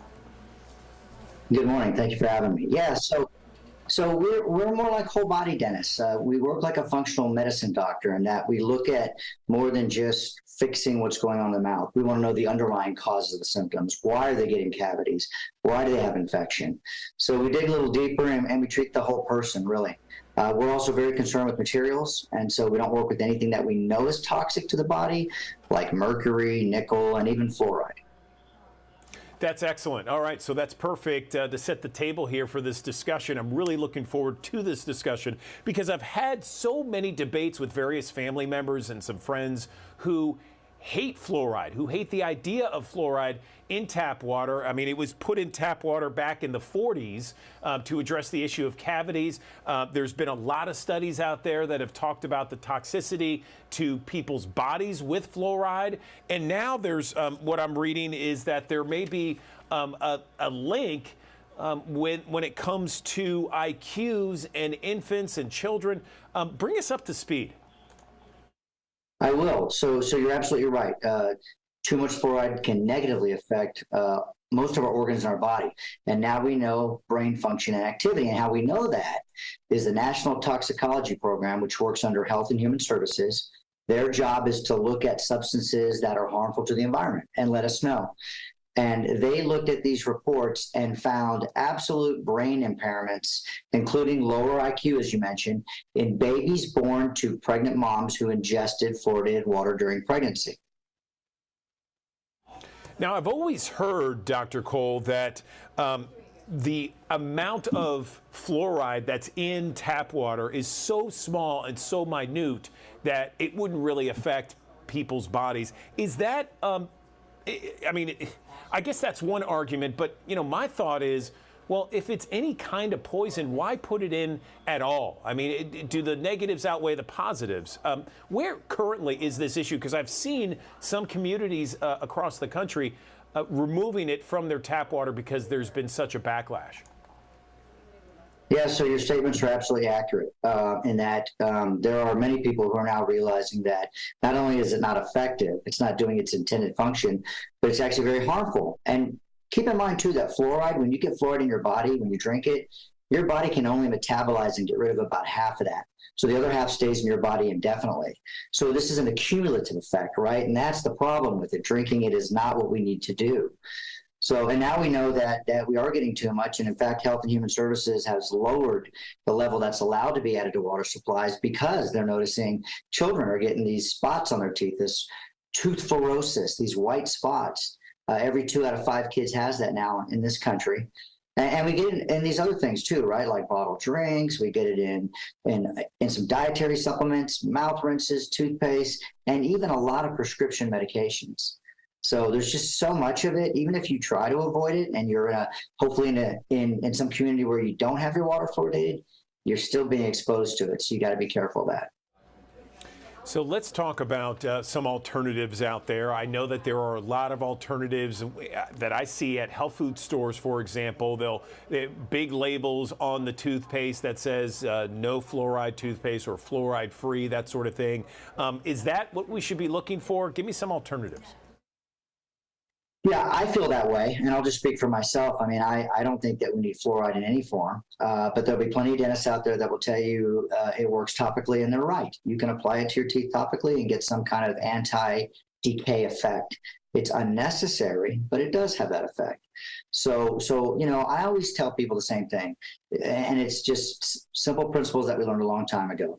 A good, sound diet, right? One that is low in sugar, but high in vegetables, especially green leafy vegetables, good fats, ample protein, right? Combine that with good home care. And I mean simple things, right? If we brush and floss daily and spend a couple minutes brushing your teeth, clean your tongue, that combined with a good diet, and you've got a home run there. You don't need to add any kind of special dentifrice to your teeth to make them stronger. You already have the foundation. Would you recommend that all communities across the country remove fluoride from their tap water? I absolutely would, and have for 28 years now. It's unnecessary. It's never been proven to actually work, as I mentioned. And now we know that all these brain impairments, I mean, lower IQs, get this, they found when the National Toxicology Program looked at all these studies and they handpicked what they thought were well done, controlled, randomized studies, they found that there was a steep drop in IQ, up to 7 points in babies that were born to these moms who drank fluoridated water during pregnancy. That is crazy to me. It's amazing to me that it's still allowed in some of the community tap water across the country. What about when it comes to toothpaste? You know, naturally, you think of toothpaste, you think of, you know, putting it on your teeth, rinsing it, cleaning it, and then spitting it out. Would there be any harmful effects from that? So, you know, every toothpaste that has fluoride now has that little warning label. And they've had it for years where it says, you know, don't swallow more than a pea-sized amount. And the reason why is it's toxic. And if a child especially swallowed a fair amount of toothpaste, it could do some harm. So I always say you don't need to have any kind of fluoride toothpaste. There's so many toothpastes out there that don't have them, as you mentioned, but you can even brush your teeth with just baking soda. Baking soda and water is a really nice soft dentifrice. It'll get the plaque off your teeth, and that's really all you need. So you can save some money there. Tell me why this hasn't gotten as much coverage. I feel like you know it, I know it, but I don't feel like this is one of those huge pressing issues that many of Americans know about? You know, I think it's because it's been something that's been hammered into us our whole lives, right? Since 1945 anyway. And dentists especially. Like, I love to get into debates with these pro-fluoridationists, and I know I can win because I have all the science. But I think that when you're told that something is good for you and you're told that again and again, you just take things at face value without really looking at the science behind it. But if everybody just takes a moment and really digest what this report is about. I mean, now we're talking about babies being born with brain impairments. I think that should wake some people up. And don't let any pro-fluoridationist say to you, oh, these studies aren't any good. These are incredible studies. That's why the NTP actually handpicked, because there's over 80 studies, but they got down to 52 that they felt did the right, really good scientific method. They were, great methodologies. They were very well done. And that says a lot about these results. Let's talk about where people can see these studies and these various scientific data points for themselves. Can they go anywhere online? Yes, thank you for asking. So if they go to the IAOMT.org, so it's the International Academy of Oral Medicine and Toxicology. The website is IAOMT.org. They can find a biologic dentist. They can find, as you mentioned, these studies. We have a library, a loaded digital library with so much information on all topics related to oral medicine. It's a great resource. Okay, Dr. Griffith Cole, we really appreciate this conversation this morning. Thank you for joining us and illuminating us to the issues with fluoride, not only in our water, but in so many different facets of our everyday life. Thank you. Thank you. It was a pleasure to be here.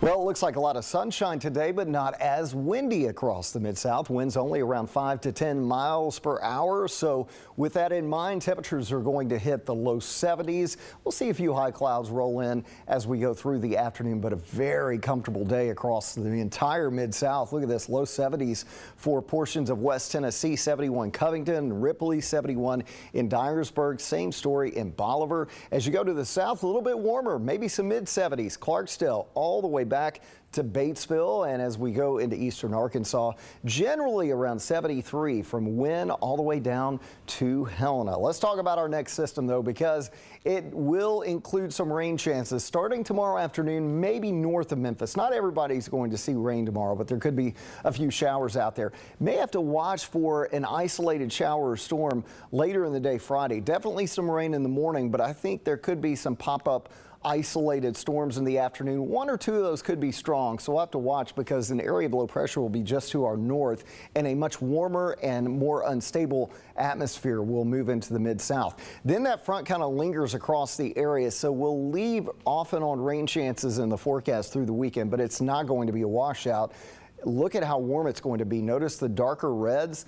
Yeah, we're really going to warm up as we head into the weekend. Let's talk about the first chance of showers, though, as we go into tomorrow. Looks dry in the morning, but in the afternoon, there could be a little batch of showers, mainly from Blytheville to Dyersburg back to Jonesboro. That will be the prime area to see any rain. Otherwise, as we go into the weekend for Beale Street Music Fest in the evening hours, we're thinking that temperatures will be in the 70s.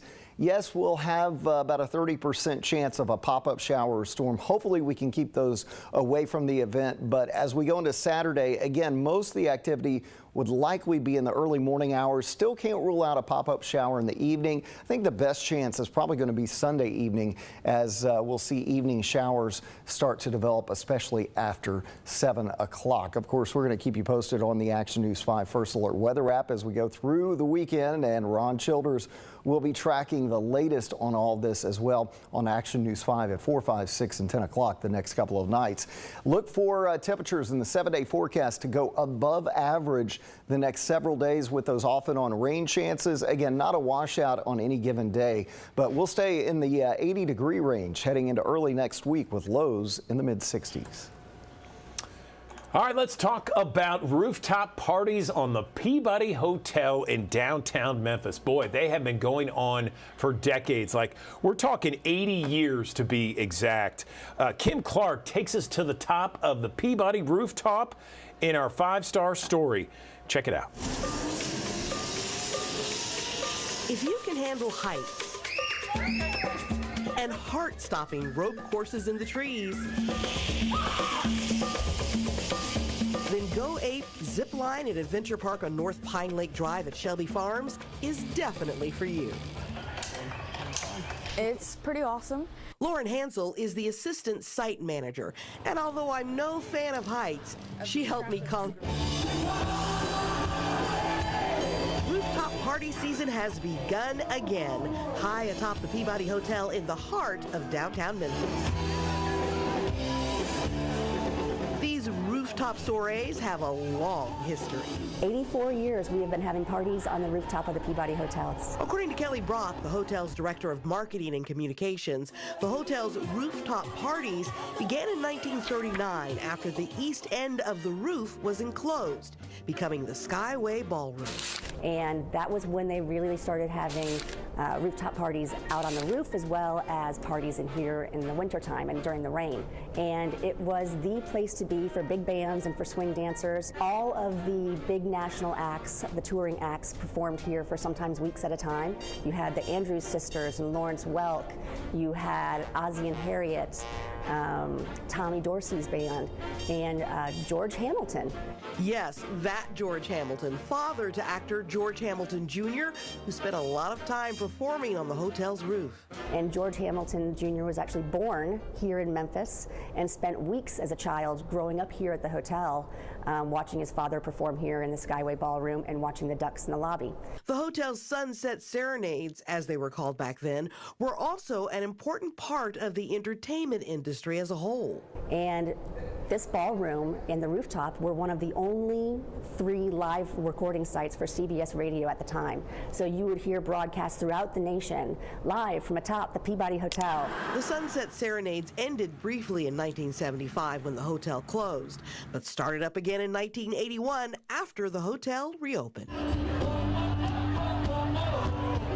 And eventually we renamed them as Peabody Rooftop Parties, and they've been going on ever since, and they are as popular as ever. Though the fashions, music, and diversity of attendees are different now than when it all began, some things remain the same. We still have live music and a DJ. Skyway Ballroom also intentionally maintained to appear as it did back in 1939, from the Lawrence Welk-inspired carpet, note the bubbles, to the lighting. You still have the pink neon lighting that you had. It's very Art Deco style at the time. As Brock told us, the Peabody Rooftop is still one of the best places in town to sit and have a drink with friends and watch the sunset over the Mississippi River. Or possibly make a love match like so many before. There's fantastic stories from folks that came here in the 1930s, 40s, 50s, and then there's people still doing the same thing today, coming up here with their friends, and maybe they meet their future husband or their future wife. And it's stories like that that are just, that's the heart of the Peabody. The Peabody Rooftop Parties, still going strong and welcoming all who attend, while making lifelong memories and connections. In downtown Memphis, Kim Clark, Action News 5.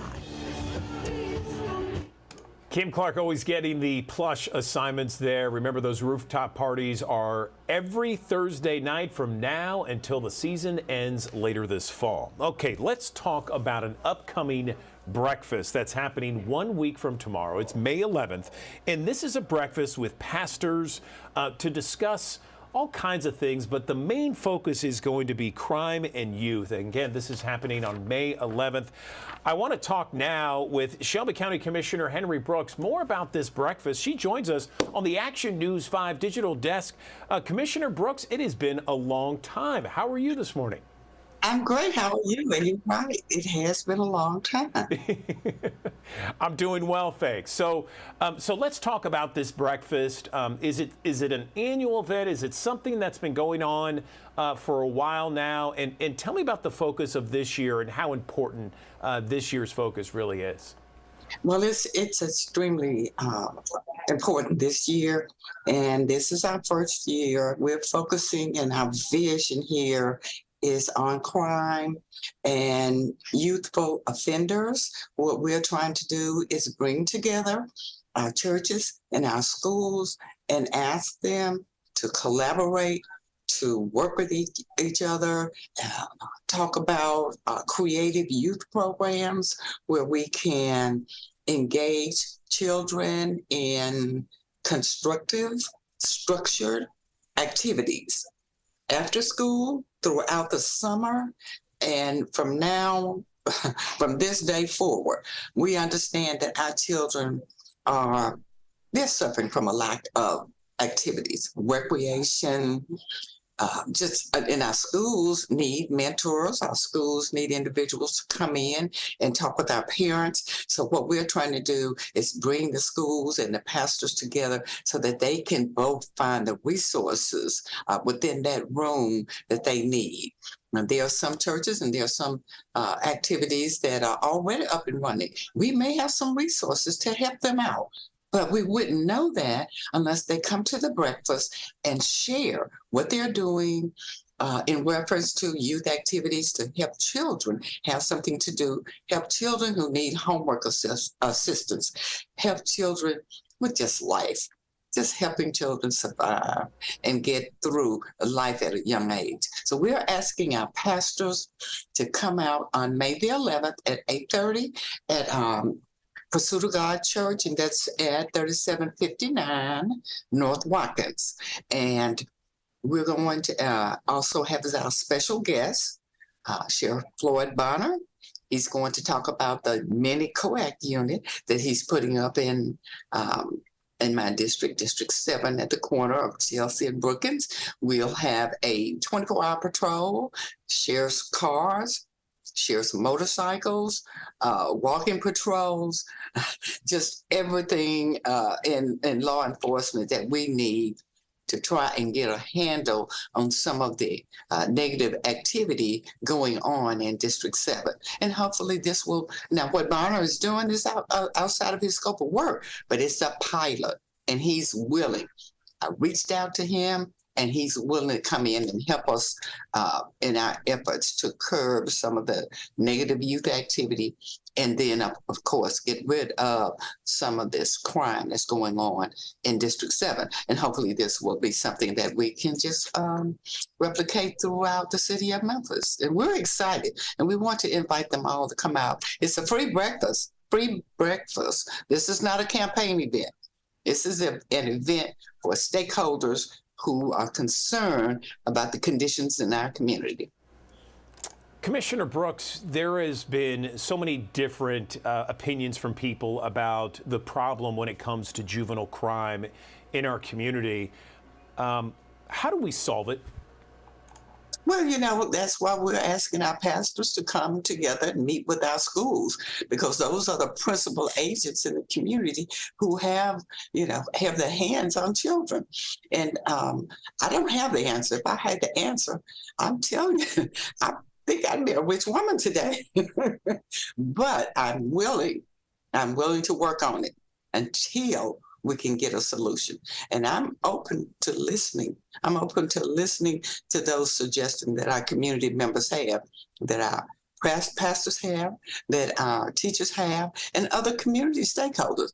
We want to involve also our nonprofits. We've got to get the entire community involved. And we want to make sure that it's not totally punitive.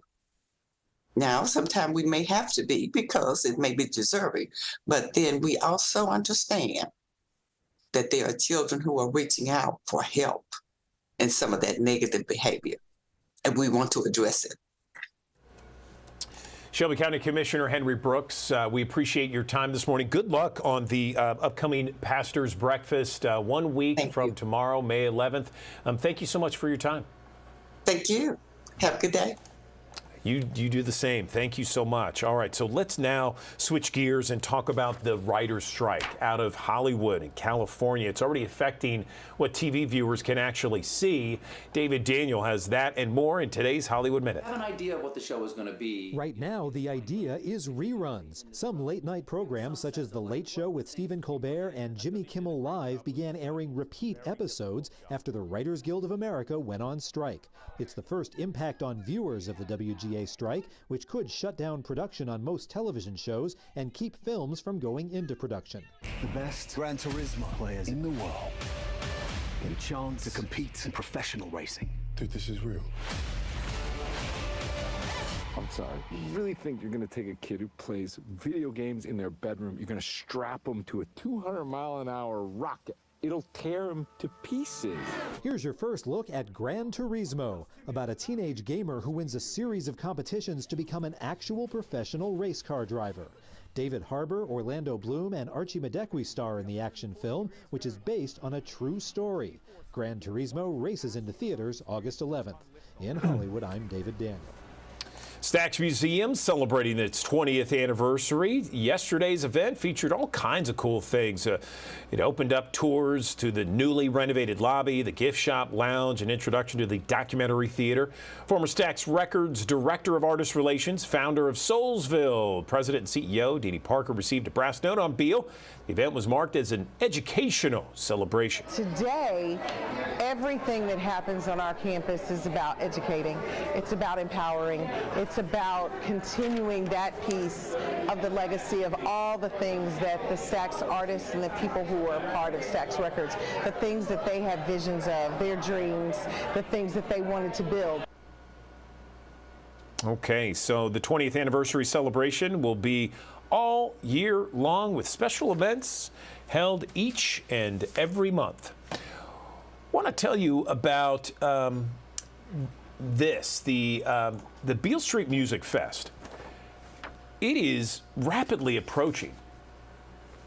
Beale Street Music Fest starts Friday, and there's going to be dozens of bands Friday, Saturday, and Sunday. We have Joyce Peterson to give us an inside look of what Tom Lee Park looks like now, almost completely fully renovated. Each of these stages by themselves in their own right could be a festival. Here's your first look at the new Tom Lee Park and the new layout for the 2023 Beale Street Music Festival. For the fan that comes in, you'll notice some extra shade trees and maybe a couple winding paths you're not accustomed to seeing. But other than that, we'll still have the 3 big stages with all the hottest music playing. The VW stage is at the north end, the Bud Light stage in the middle of the park, and the Zen stage is on the south side. Set up a little trickier this year. Tractor trailers, forklifts, and golf carts, all navigating $60 million worth of renovations and plantings. Artists' tour buses and tech crews have to fit too. Randy Blevins with Memphis in May says it is a delicate dance. That choreography is still going to exist this year. It's just going to be a bit tighter and a little bit more refined. New flowers and trees and park areas still under construction are all fenced off to festival goers. Memphis Police, Shelby County Sheriff's Office, the FBI, and Homeland Security all involved in the safety plan for Music Fest, newly reinforced after Sunday's double shooting on Beale Street. I know that our president and CEO sent communication to the police chief and some of the other city leaders to make certain that we have the robust support that we normally have, and then maybe a little extra. Memphis River Parks Partnership, the nonprofit managing the park, says capacity is 55,000. Memphis in May, the nonprofit running the Beale Street Music Festival, says they're capping capacity at 22,000 for this year's event. No matter the crowd size, get ready to boogie on down with the best view in M-Town. What can I bring with me when I come to Music Fest? A fantastic attitude, a hunger to see the river, and ready to dance your shoes off. All right, one change to the festival here. I've split the screen. You can see it here. This is online from Beale Street Music Festival. A little post here. It says here, excited to announce Colony House is joining Beale Street Music Festival's lineup on Saturday. They'll be filling in for White Reaper after the group was forced to cancel due to an injury here. You can see them on the Volkswagen stage at 7:30, and again, that is on Saturday. Apparently, the lead singer of White Reaper broke his collarbone and is now unable to perform.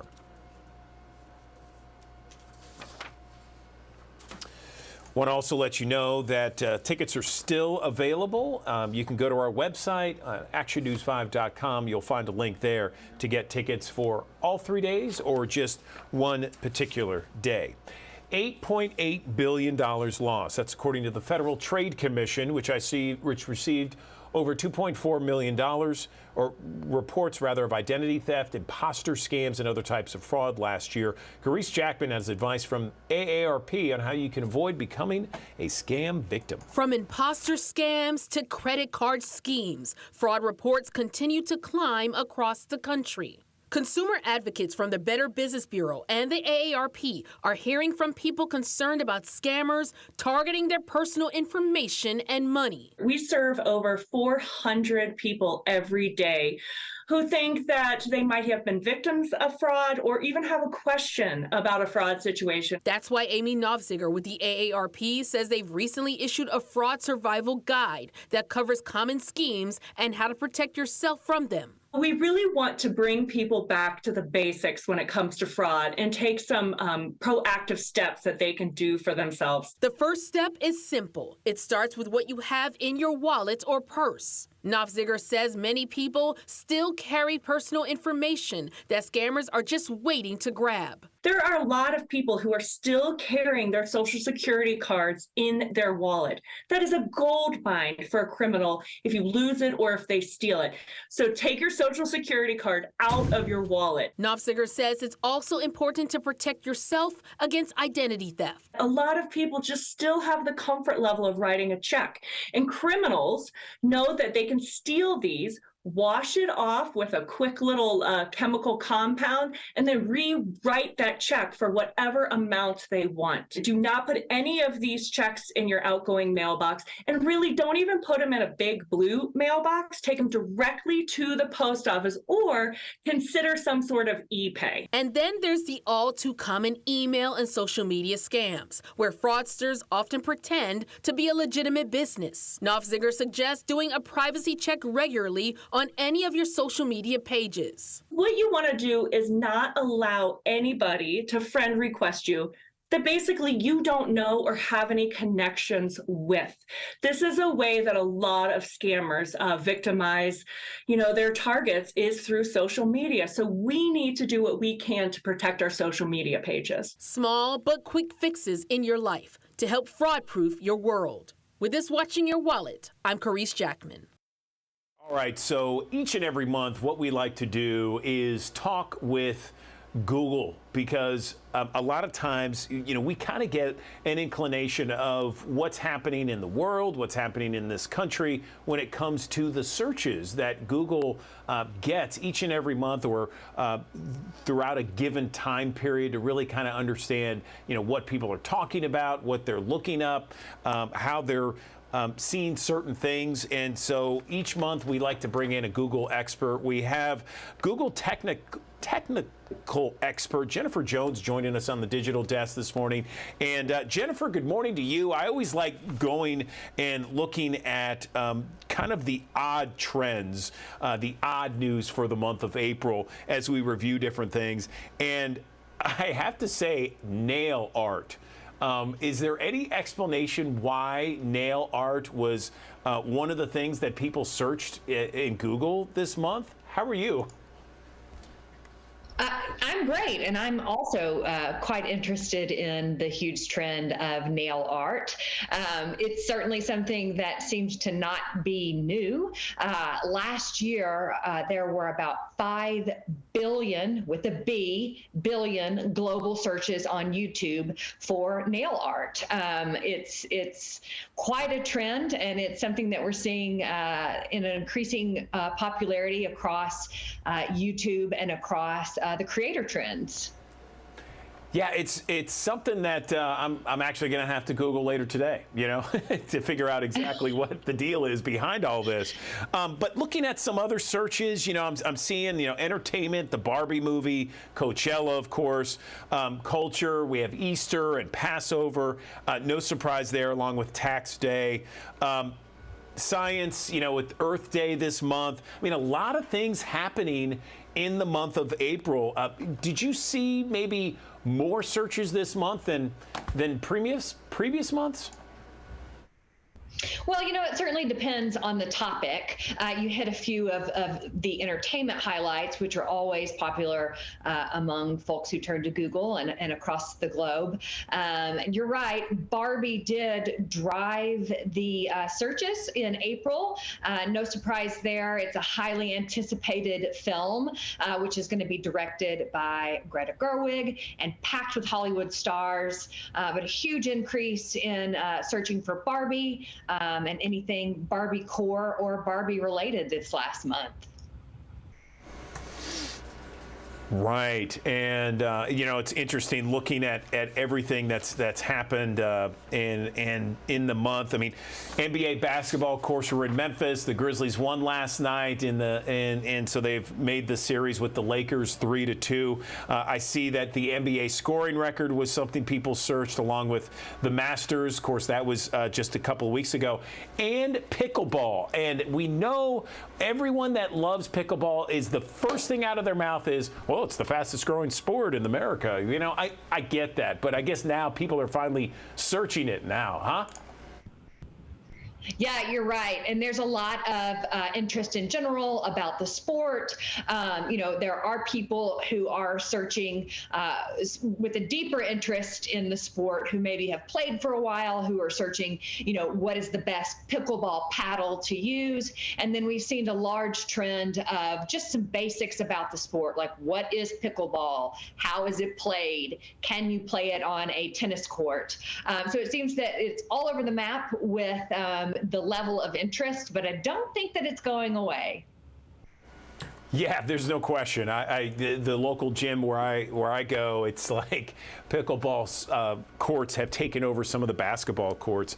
Something else when it comes to food, you guys always list kind of food there. National Burrito Day, and I'm assuming that was in April. And our country's fascination with Taco Tuesday and just either Tex-Mex or Mexican food. Not surprised National Burrito Day was at the top of the list. What were people searching for with regards to that? Yeah, so local burrito spots near me were very popular as far as, utilizing Google Maps and being able to find a spot next to you to get a quick burrito. We saw some top trends with several local chains, but also some national chains when it comes to the delicious treat of a burrito. It's such a versatile and easy to eat dish. Not surprisingly to many, Chipotle was the #1 national researched burrito chain, followed closely by Qdoba, and then Moe's Burritos came in third in our top trends across April for burritos. What else kind of made your eyebrows go up a little bit looking at the list for April trends? Anything else? Coachella, of course, we talked about it briefly at the top.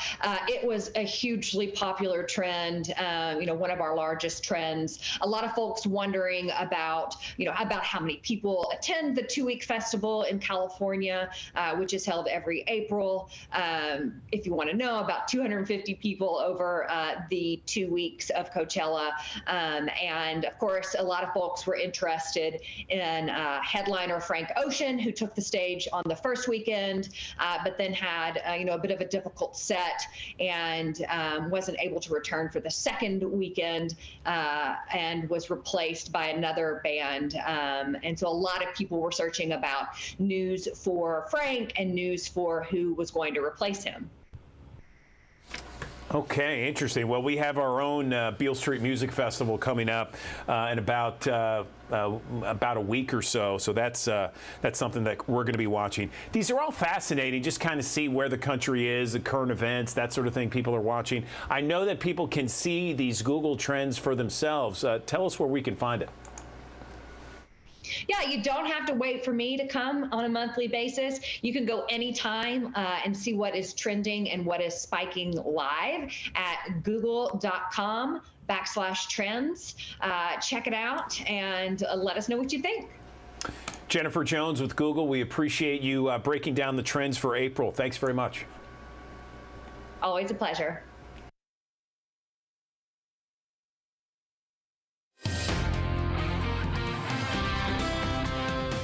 Well, it looks like a lot of sunshine today, but not as windy across the Mid-South. Winds only around 5 to 10 miles per hour. So with that in mind, temperatures are going to hit the low 70s. We'll see a few high clouds roll in as we go through the afternoon, but a very comfortable day across the entire Mid-South. Look at this, low 70s for portions of West Tennessee, 71 Covington, Ripley, 71 in Dyersburg. Same story in Bolivar. As you go to the south, a little bit warmer, maybe some mid-70s. Clarksdale all the way back to Batesville, and as we go into eastern Arkansas, generally around 73 from Wynne all the way down to Helena. Let's talk about our next system though, because it will include some rain chances starting tomorrow afternoon, maybe north of Memphis. Not everybody's going to see rain tomorrow, but there could be a few showers out there. May have to watch for an isolated shower or storm later in the day Friday. Definitely some rain in the morning, but I think there could be some pop-up isolated storms in the afternoon. One or two of those could be strong, so we'll have to watch because an area of low pressure will be just to our north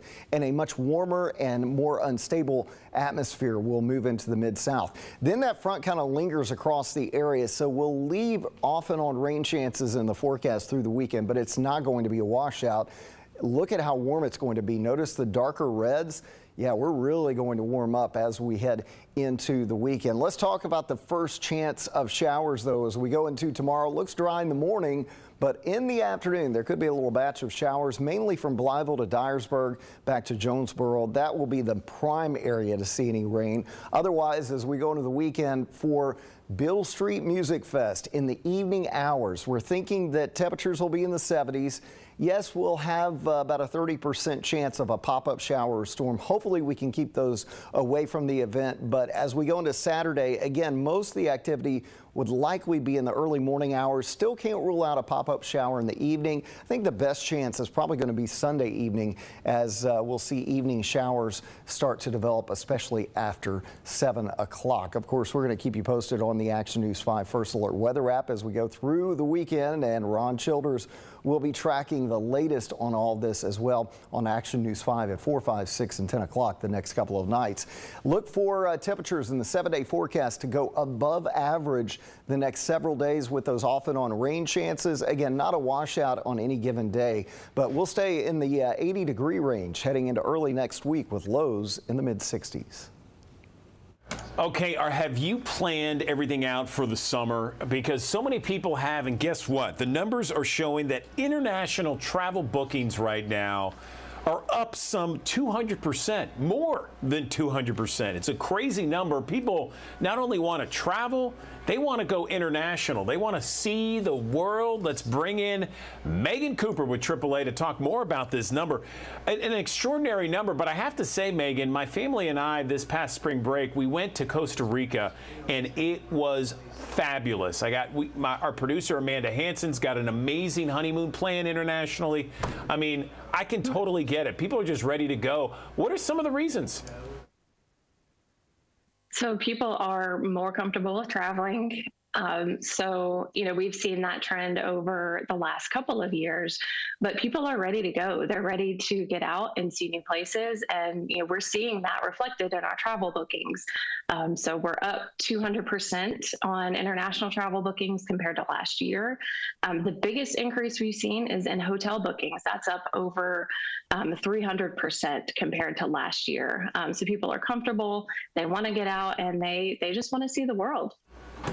I totally get it. That is so true in the people that I interact with a lot. So let's talk about, I guess, a priority list. What are some of the guidelines, since we probably know, with thousands of people watching us right now, we are either going international or we know a friend that's going international. What are the ways to really kind of set that list, that checklist for everybody?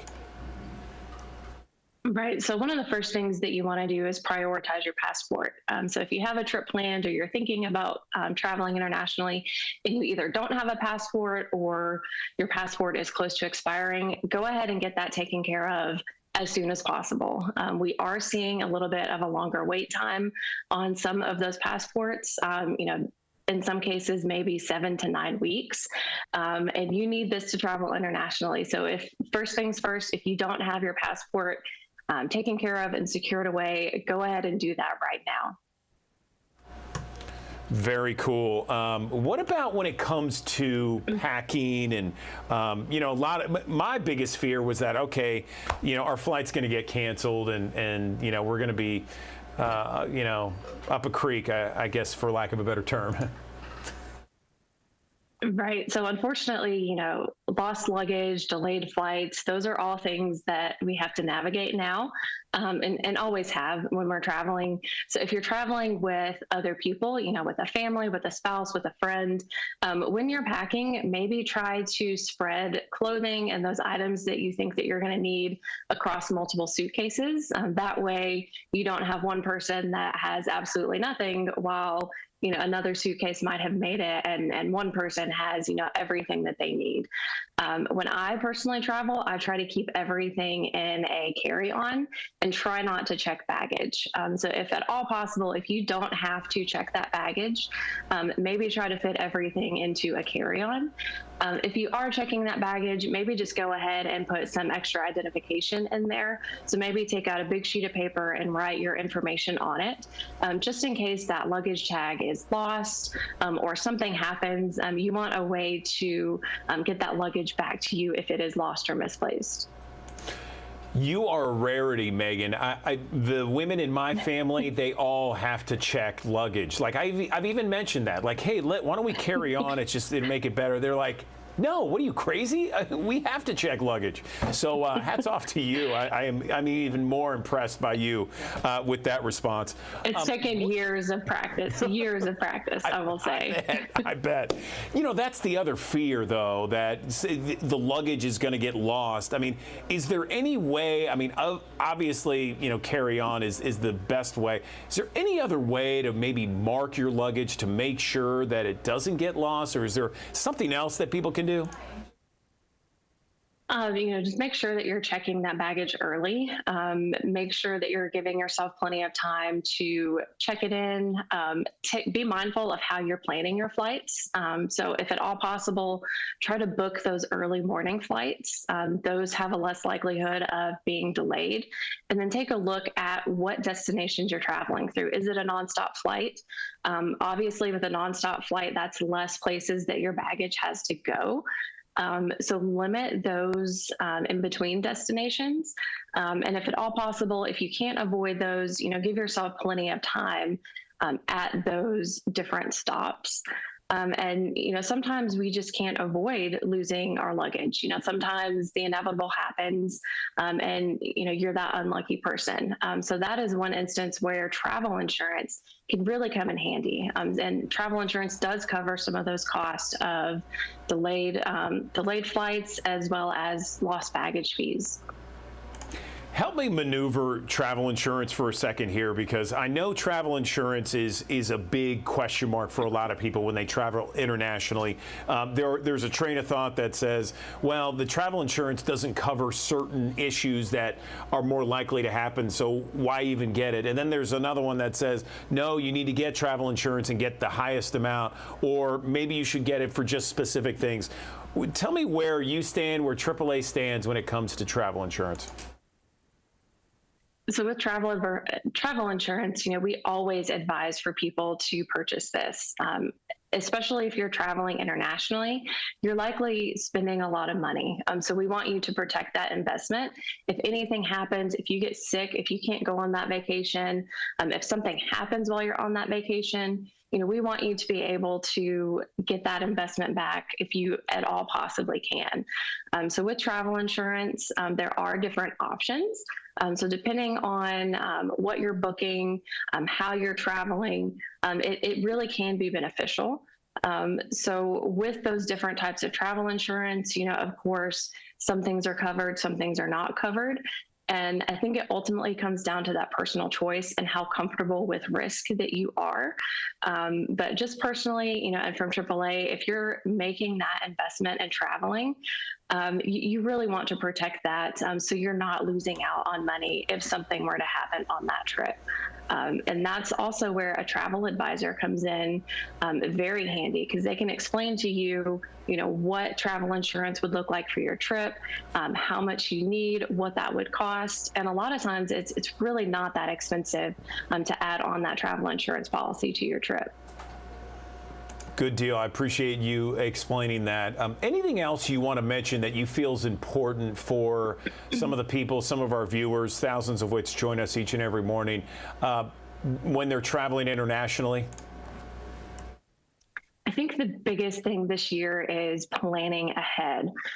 We're expecting things to be very busy. I've already heard reports this morning that we're expecting things to get even busier this summer.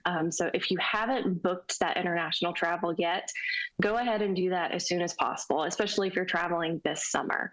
But planning ahead, flexibility is key. If you are in the early planning phases of, planning an international trip, some of those ways that you can save money are being flexible, maybe, traveling in the off season, maybe traveling during the week versus on the weekend. But the biggest thing I think for travelers this year is start to plan early and book that trip early. With the demand and the interest that we've seen so far this year, that's likely to continue throughout the rest of the year. So that sweet spot of getting the trip that you want at the price that you want really is going to come from planning ahead and booking early. Megan Cooper, who only carries on her luggage on those international flights. Megan, I really appreciate you and all that you do for us here at the Digital Desk, informing our public about the do's and don'ts when it comes to so many different things, including international travel. Thanks very much. One of the former Memphis police officers involved in the Tyre Nichols stop will not face criminal charges. District Attorney General Steve Mulroy says former MPD officer Preston Hemphill is expected to testify once the case goes to trial. He was not at the scene of the arrest. He didn't pull over Nichols, and he wasn't there when he was pulled out of the vehicle. Lead prosecutor Paul Hagerman says Hemphill did fire his taser but missed Nichols. We have to examine Hemphill's conduct and put ourselves in a different position. We got to put ourselves in a position of what Hemphill would have known and what Hemphill saw at the time that the taser is deployed. I'm not saying Tyre was trying to get in the police car. I'm not. Well, he's just trying to get away.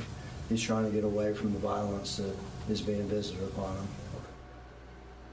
It is unlikely Hemphill's trial begins this year. The 5 former officers indicted for murder are expected to appear in court next month. Well, loved ones say the man accused of shooting at a Memphis TV station, barricading himself into a local restaurant, did it as a cry for help. Memphis police say 26-year-old Jared Nathan fired a shot into Fox 13 Highland Avenue and then held officers at bay inside UB's restaurant nearby. He is charged with aggravated assault, reckless endangerment. Here's the story from Cindy Hawkins there. Mays is facing 2 counts of aggravated. That is not the right story. I want to show you this. Here he is, Jared Nathan. Memphis police say he fired a shot into the studios there on Highland Street, then held officers at bay inside UB's restaurant.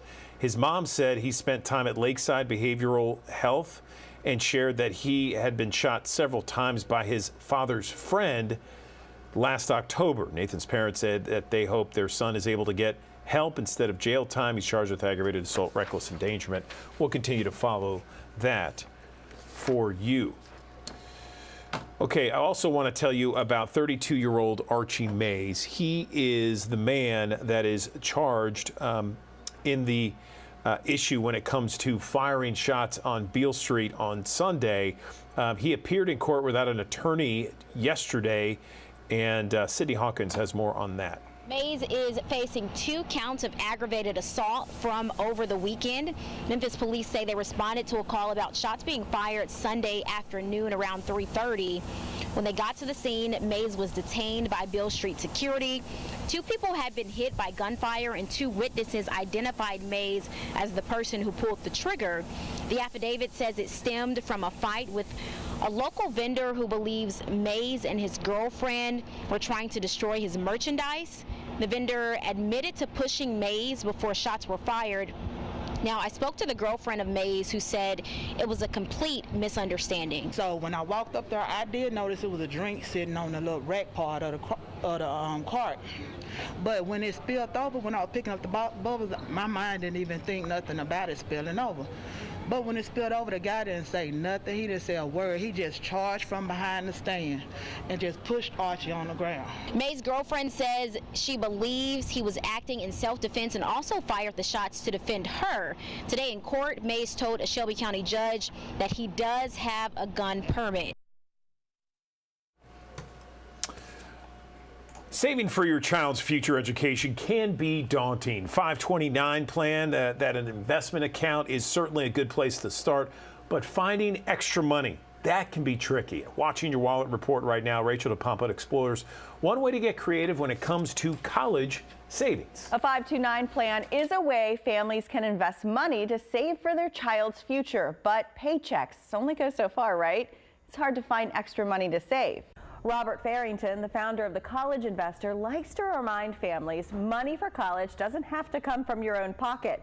There's a lot of ways to put money into a 529 plan, and one way is by gifting. Where this is where other people in your family or friends can gift into your child's 529 plan.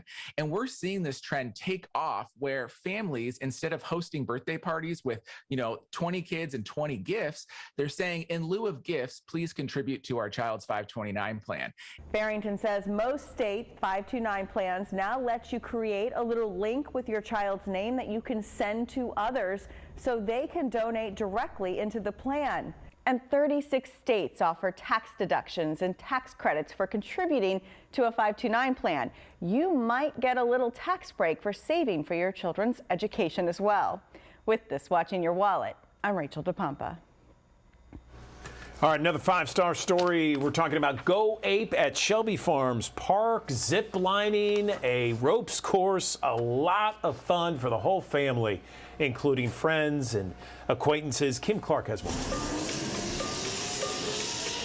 If you can handle heights and heart-stopping rope courses in the trees,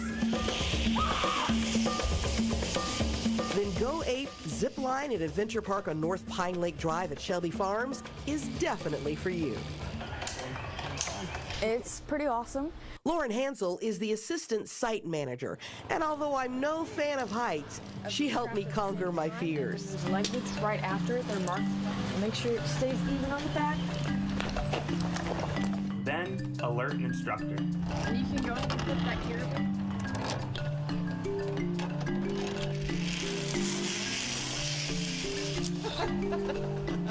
I began with a treetop adventure, a 2 to 3 hour long trek featuring tree-to-tree crossings 36 feet high. Ready? I don't know if I am. Here it goes.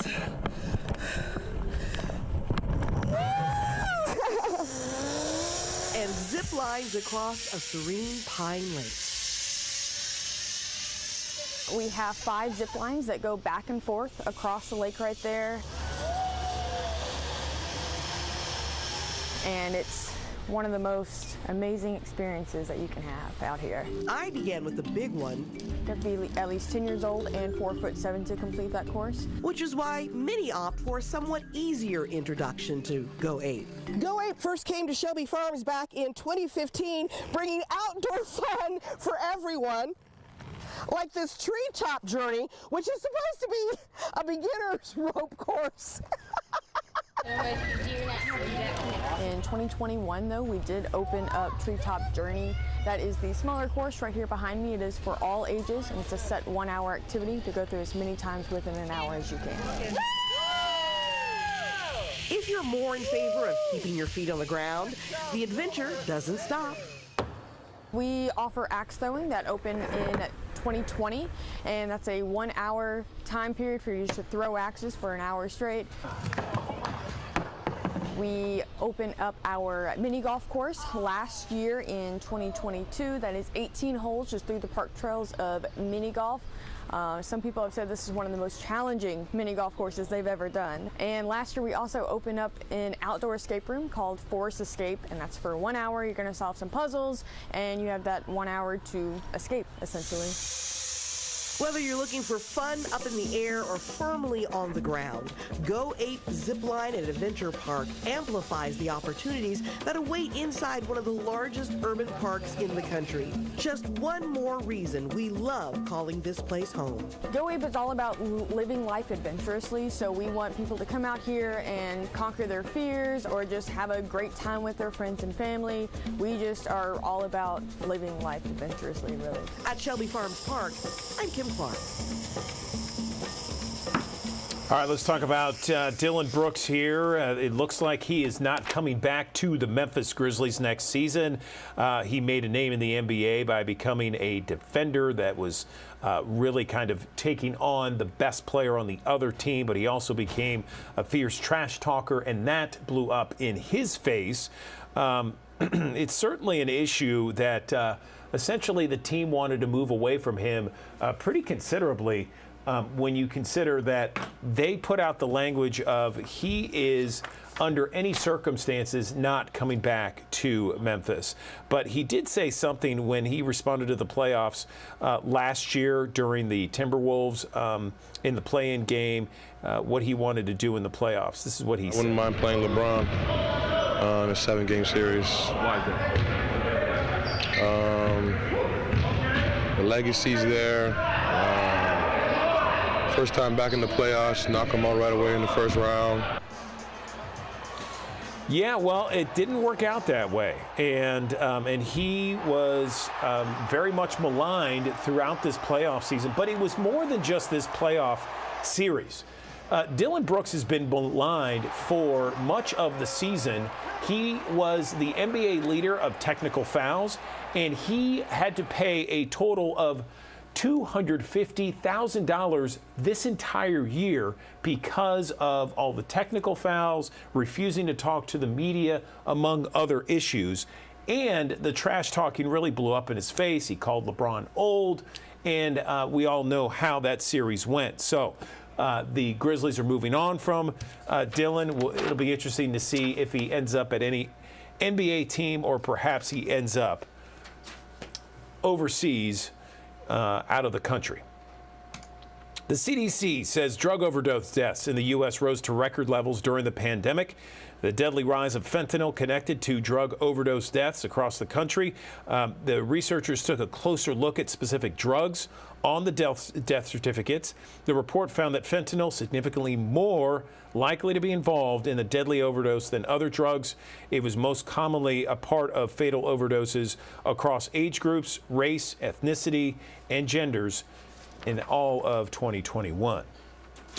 CDC also investigating a COVID outbreak from its annual conference. It's working with Georgia to conduct a rapid assessment test in case. This was the first CDC conference in 4 years. Tennessee Valley Authority investing $1 million to help support the transformation of Tom Lee Park's largest lawn to be named TVI Lawn. Construction of the park more than 80% complete. Memphis River Parks Partnership says TVA's investment brings the funding of the $61 million renovation to 99% of its total goal. Check out the new license plates in Mississippi. These are the new ones. These are the standard plates that will begin being issued next January. Lee Francis Eaton of Starkville submitting this winning design.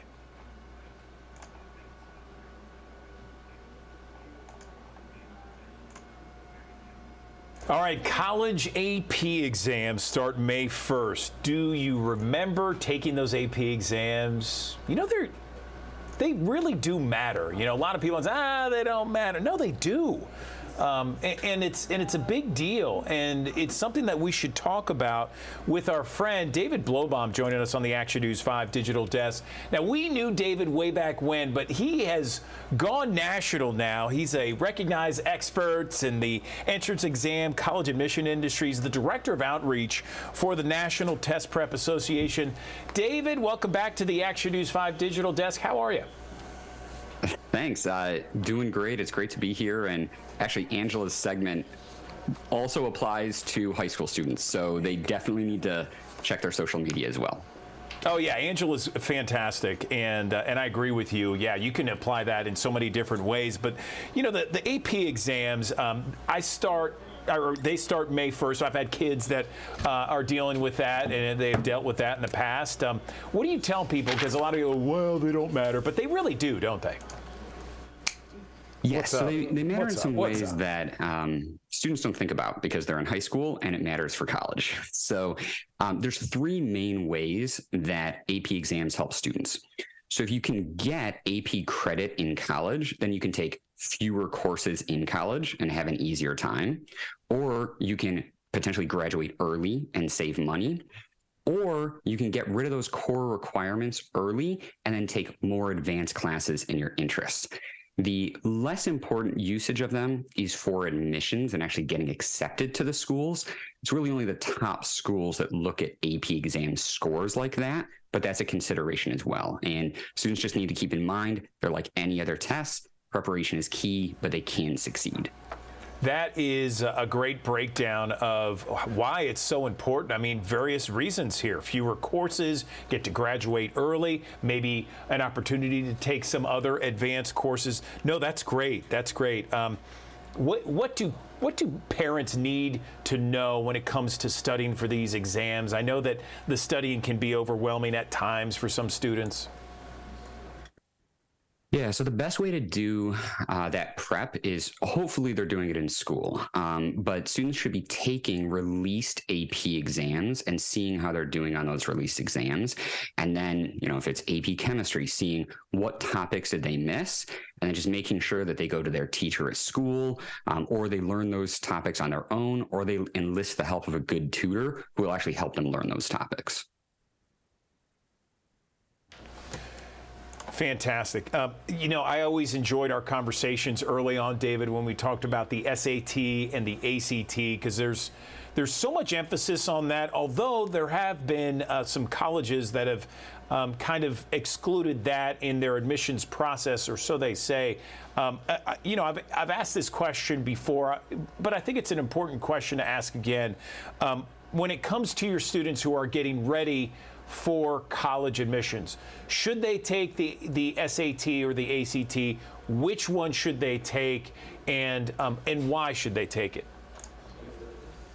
Yeah, so there has been a lot of confusion about it. And there are some schools that are test blind, meaning they won't even look at your SAT, ACT results, even if you send them. But that's only 6% of schools in the country. 88% of schools in the country are what's called test optional, which means they're inviting you to send your SAT and ACT scores because they still care about SAT and ACT scores. And so good scores will always help a student's chances of admission, more merit aid, and scholarships. So the tests really are still advantageous, and students should take a practice exam or potentially the real exam of either, because you can pick and choose which test dates you want to send into colleges. So there's no downside to taking the real test. But once you figure out which test is the best for you, you can just keep taking that until you hit your score goal. You want to finish by November 1st of your senior year, because that's when early application deadlines for early decision and early action deadlines are for most colleges. So for the SAT, students can still take the May, June, August, and October SATs. For the ACT, they can still take the June, July, September, and October tests. So plenty of opportunities. Should students go into it with a goal? I know with my kids, and they're past this process now. We had a goal that 30 on the ACT. That was our goal. If you can get 30 or above, we will reward you with a financial stipend. But is that a good idea? I mean, I guess you really got to know your child and what motivates them to do well, right? So that's a fantastic idea. And there's two ways to break that down. You can look up the schools that you're applying to, and a lot of them will just have a chart of if you get this score and have this GPA, which the GPA limits are much easier to hit. So basically, if you hit this SAT or ACT score, we're going to give you this much money per year, maybe $10,000, $15,000. So definitely look up on the school's websites, can I get money for a certain score? So that's for getting money. Then there's the admissions piece. And as far as setting a score goal for an admissions piece, I would look up all those schools again and look up their median SAT and ACT score. You want your SAT and ACT score to hit that or be above that for your scores to actually help you in admissions. Let me ask you this. One of the last conversations we had, David, was about ChatGPT. And it's so interesting because right after we had that conversation, I saw it everywhere. Like everyone was talking about ChatGPT. So I like to say we're on the cutting edge here on the digital desk with you. How has that changed the test, if it has at all? So speaking of the cutting edge, the last time we talked about it, it was version 3. Now, version 4 just came out a few weeks ago. It's changed everything again. And I should preface this with, I'm not encouraging students to do this because they shouldn't be doing this.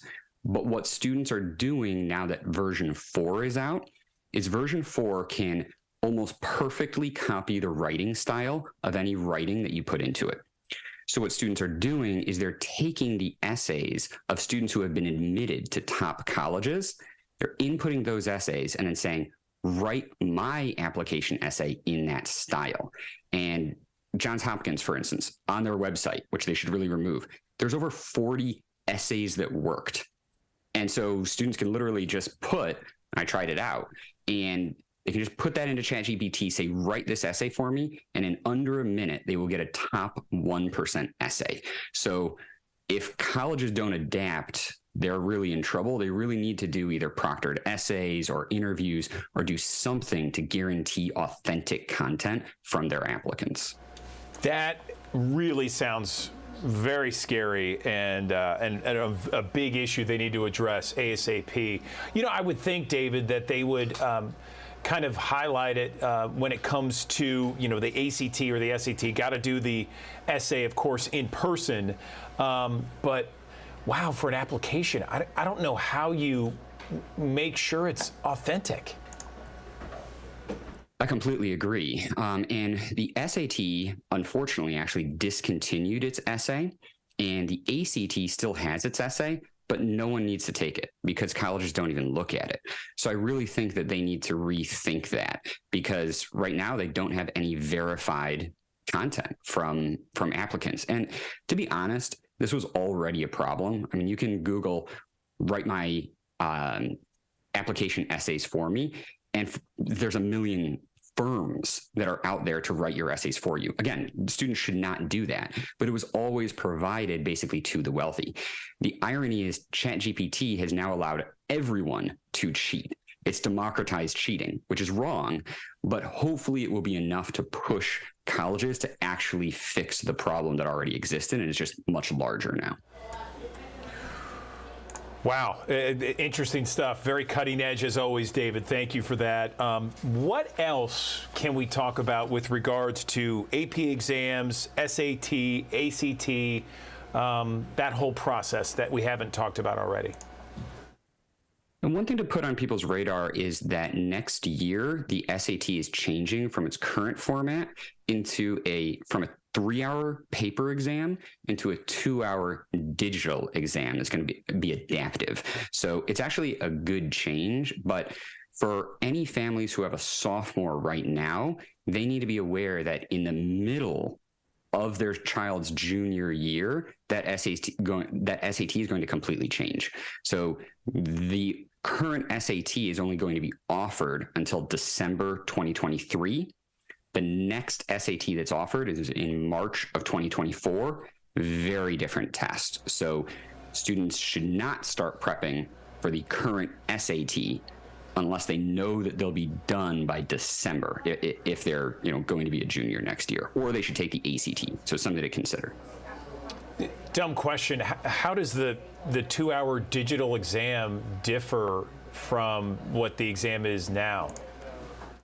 It's a great question. So the math and grammar are basically the same, but it's the reading that's going to change. And instead of being, a long reading passage and then maybe 10 questions on that reading passage, students will only get one short passage and then one question on that short passage. So no more long passages. There's also just more reasoning questions and some actually cool questions. I actually think that they did a good job on the remake, but this first year of students will unfortunately be guinea pigs for the new test.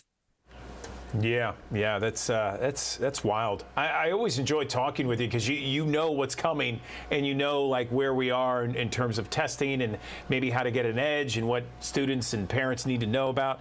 Anything else you want to mention before we let you go, David? This has been great, very helpful. Thank you. Just if families would like a vetted list of the best tutors, they can head to nationaltestprep.org, and we would be happy to, help you find the best tutors in your area. Awesome, David Blobom. We really appreciate your expertise and your thoughts and all that valuable information you're sharing with so many people here in Memphis and across the Mid-South. Thanks very much. My pleasure.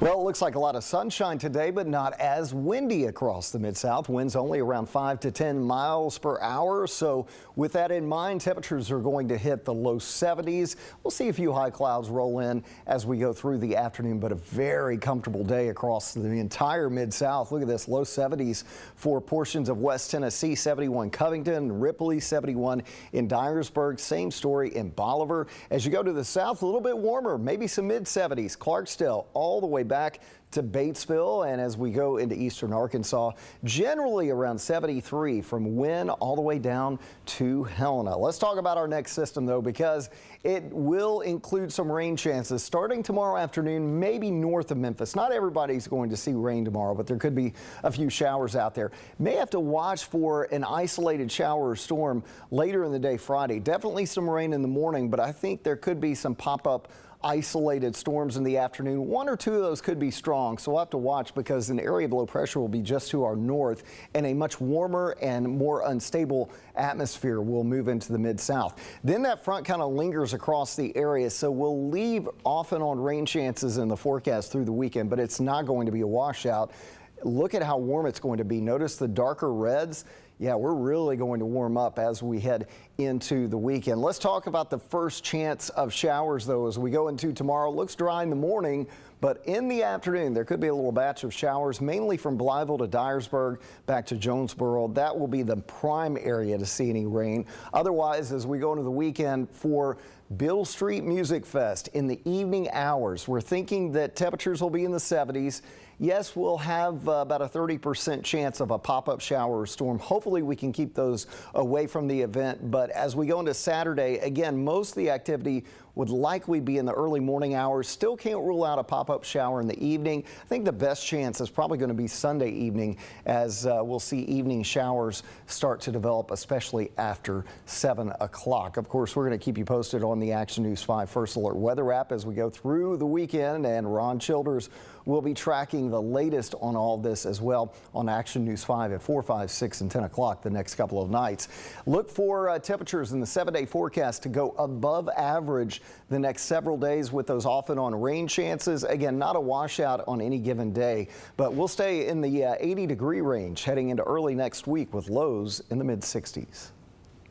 Well, Amanda Hansen here at the Action News 5 digital desk, and I'm sure you know sleep is so important. And if you didn't know, March is Sleep Awareness Month, and so we are wanting to get some more information about how you can make the most of the sleep that you get and just how it can impact your health. So joining us this morning, we have a special guest with us this morning, Amy Duffy, Dr. Amy Duffy. How are you doing? We're so glad to have you on this morning. I'm fantastic. Thank you so much for having me. So I want to dive right in because as someone who used to work really odd hours, I used to work a morning show here at one of our television stations within our company, and so I would have to come into work at 3 o'clock in the morning. And it was always difficult for me to make myself go to bed early so I could get enough sleep. And I learned that if you don't get enough sleep, it can really impact your overall health. Can you talk a little bit about some of the impacts that it can create for you if you're not getting that quality sleep? Absolutely. We see lack of sleep can lead to many chronic health conditions and diseases like diabetes, obesity, heart disease, and even depression. And lack of sleep leads to motor vehicle accidents and lots of mistakes at work, and that can cause a growing number of disabilities and injuries every year. It's really something that we have to get a hold on for our health. I think that lack of sleep is really almost a pandemic here in America. And I feel like there's been a lot of talk about this particular topic. We just had daylight saving time, and of course that can mess with your sleep patterns and things like that. Absolutely. I know there's some legislation going through right now about staying in daylight saving time, and so people are thrown off.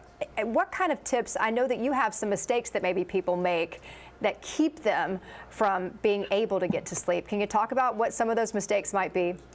Absolutely.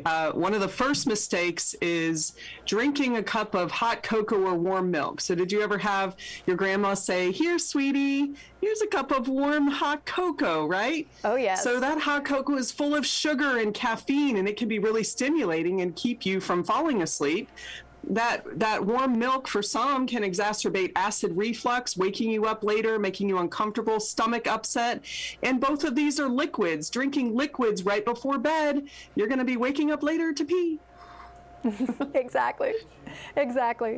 I know myself. I've made the mistake where I would drink hot chocolate or even some teas out there that have caffeine. Green tea, I believe, has caffeine in it. And so I could see that being a mistake you make. You're drinking something hot, warm, thinking that it maybe will help you relax, but actually it has the opposite effect.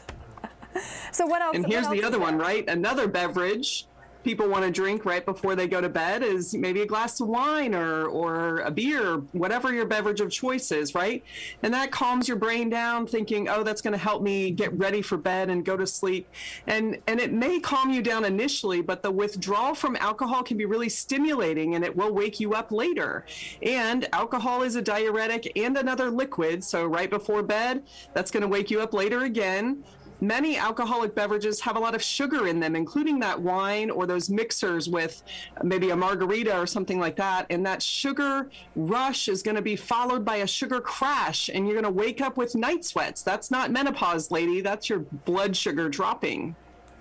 I would have not known that at all. And it's so interesting, though, because you bring up all of these different things, and in your mind, you're thinking that this is helping you sleep, when in fact it's counterintuitive. And one of them that I know is on this list, it was talking about sleeping pills. What's the story with that? Yeah, so sleeping pills, a lot of people think they're sleeping pills, and really most of them are just sedatives. They're tricking your mind and your body into thinking that you're sleeping, but you're really not sleeping. And you're going to wake up still feeling unrested and even a little bit hungover the next morning. Not a good idea. Yeah, I understand that. I know when I've been sick in the past, and you take the medicine that maybe the PM, Tylenol PM, and sometimes you wake up feeling groggier than you did before you went to sleep. So, and then of course, we as humans are so reliable on technology, and it seems like we're constantly, we have our phone in our hand. And I mean, could this be another thing that just really keeps you awake at night? Absolutely. So that light from your cell phone, as soon as you turn it on, it's going to stimulate your brain. It interrupts your circadian rhythm, and it suppresses the hormone melatonin, which is the important hormone that's going to help you sleep. This is one of the biggest mistakes that we see. Instead, No, continue. Yeah, I was going to say one of the best things you can do if you want to borrow your phone for a few minutes is have a ready, available, recorded audio of a meditation or a relaxation where you can just ready to go, hit the button and help that calm you down. Do some deep breathing exercises, in for 4 and out for 4. Those are both really good things that can help you fall back to sleep.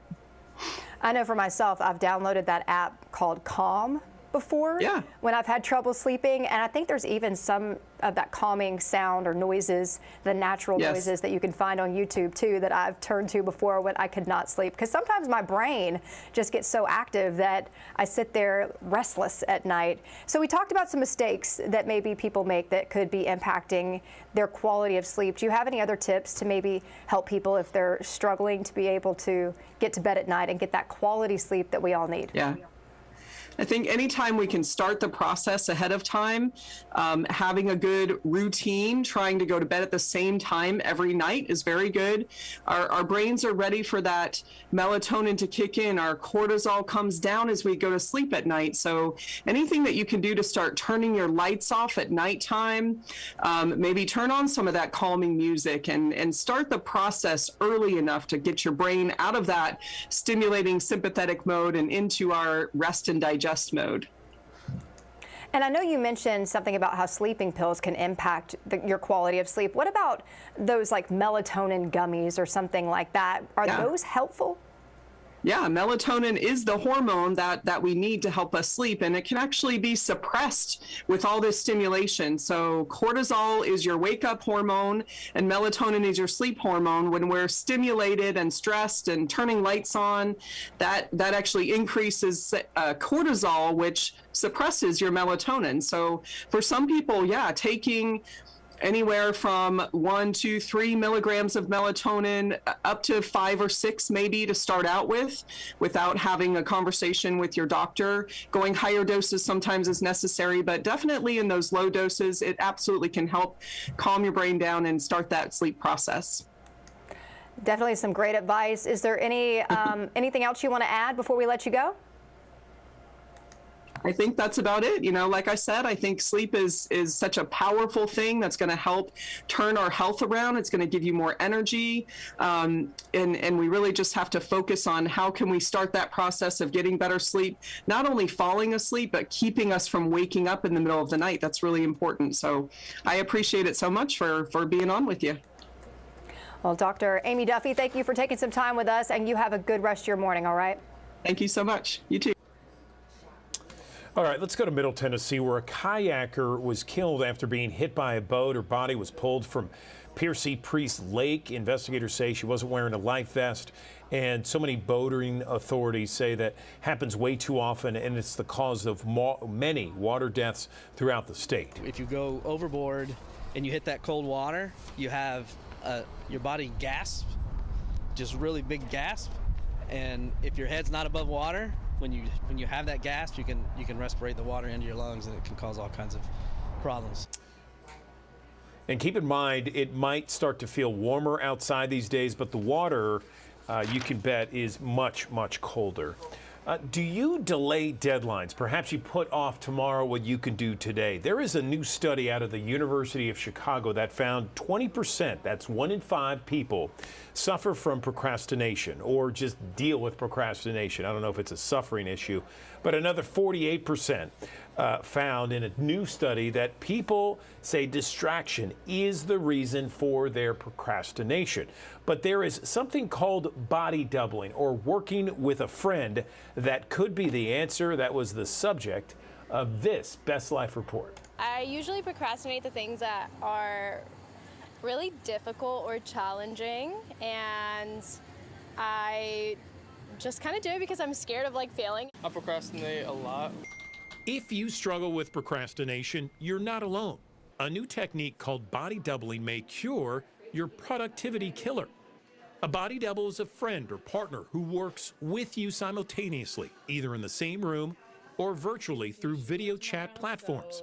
Having someone there with you can help increase productivity by holding you accountable, sometimes referred to as an accountability partner. It's a technique for better productivity. FocusMate, an online community, that pairs members with a body double, states that body doubling works using 5 behavioral triggers: task implementation, social pressure, accountability, specific task direction, and activating certain neurotransmitters through behavior. So what should you look for in a body double? Find someone that can be quiet and independent. Their job is not to engage with or distract you, so a good friend would probably not be ideal. If you don't have a friend or colleague to be your body double, you aren't out of luck. Some TikTok users regularly go live while they're trying to work so others can use them as a virtual body double. There's also body doubling or co-working platforms or apps like Flown, FocusMate, or Flow Club. With ways to live your best life, I'm Andrew Douglas, Action News 5. As we approach the summer pool season, lifeguards are in high demand. According to a national study, there's a shortage of certified lifeguards across the country. Another impact from the pandemic over the past couple of summers. Taylor Tucker talked with YMCA staff to see how they're diving in to help out. As the summer season approaches, the role of a lifeguard becomes increasingly important.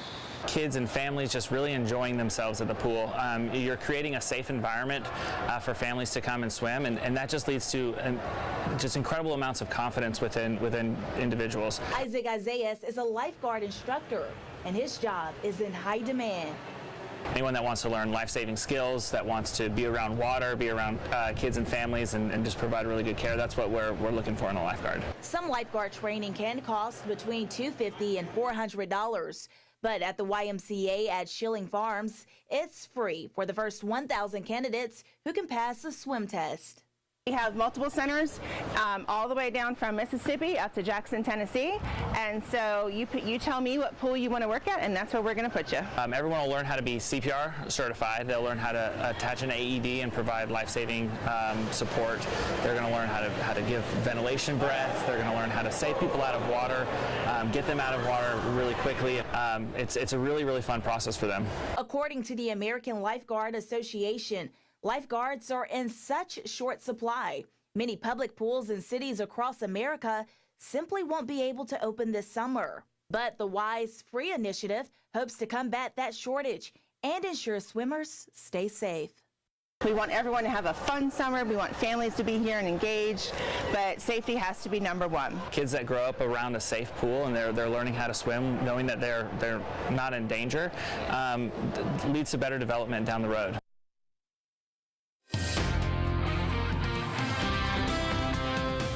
Well, it looks like a lot of sunshine today, but not as windy across the Mid-South. Winds only around 5 to 10 miles per hour. So with that in mind, temperatures are going to hit the low 70s. We'll see a few high clouds roll in as we go through the afternoon, but a very comfortable day across the entire Mid-South. Look at this, low 70s for portions of West Tennessee, 71 Covington, Ripley, 71 in Dyersburg. Same story in Bolivar. As you go to the south, a little bit warmer, maybe some mid-70s. Clarksdale all the way back to Batesville, and as we go into eastern Arkansas, generally around 73 from Wynne all the way down to Helena. Let's talk about our next system though, because it will include some rain chances starting tomorrow afternoon, maybe north of Memphis. Not everybody's going to see rain tomorrow, but there could be a few showers out there. May have to watch for an isolated shower or storm later in the day Friday. Definitely some rain in the morning, but I think there could be some pop-up isolated storms in the afternoon. One or two of those could be strong, so we'll have to watch because an area of low pressure will be just to our north and a much warmer and more unstable atmosphere will move into the Mid-South. Then that front kind of lingers across the area, so we'll leave off and on rain chances in the forecast through the weekend, but it's not going to be a washout. Look at how warm it's going to be. Notice the darker reds. Yeah, we're really going to warm up as we head into the weekend. Let's talk about the first chance of showers, though, as we go into tomorrow. It looks dry in the morning, but in the afternoon, there could be a little batch of showers, mainly from Blytheville to Dyersburg back to Jonesboro. That will be the prime area to see any rain. Otherwise, as we go into the weekend for Beale Street Music Fest in the evening hours, we're thinking that temperatures will be in the 70s. Yes, we'll have about a 30% chance of a pop-up shower or storm. Hopefully we can keep those away from the event. But as we go into Saturday, again, most of the activity would likely be in the early morning hours. Still can't rule out a pop-up shower in the evening. I think the best chance is probably going to be Sunday evening, as we'll see evening showers start to develop, especially after 7 o'clock. Of course, we're going to keep you posted on the Action News 5 First Alert weather app as we go through the weekend, and Ron Childers will be tracking the latest on all this as well on Action News 5 at 4, 5, 6, and 10 o'clock the next. Okay, May is Mental Health Month. How is your mental health these days? There's always some form of news out there that addresses mental health, especially coming out of the pandemic here, 3 years since the pandemic began. We're always focused a lot more on mental health. In fact, Mental Health America, which is the nation's leading community-based nonprofit, has dedicated to addressing the needs of those living with mental illness, and is encouraging everyone to consider how the world around them affects their mental health, from their neighbors to genetics. Let's talk more about this with the president and CEO of Mental Health America. Schroeder Stribling is joining us on the digital desk. I appreciate you joining us and telling us what apparently you have some data when it comes to mental health in 2022. Really interested in hearing some of your data. Good morning.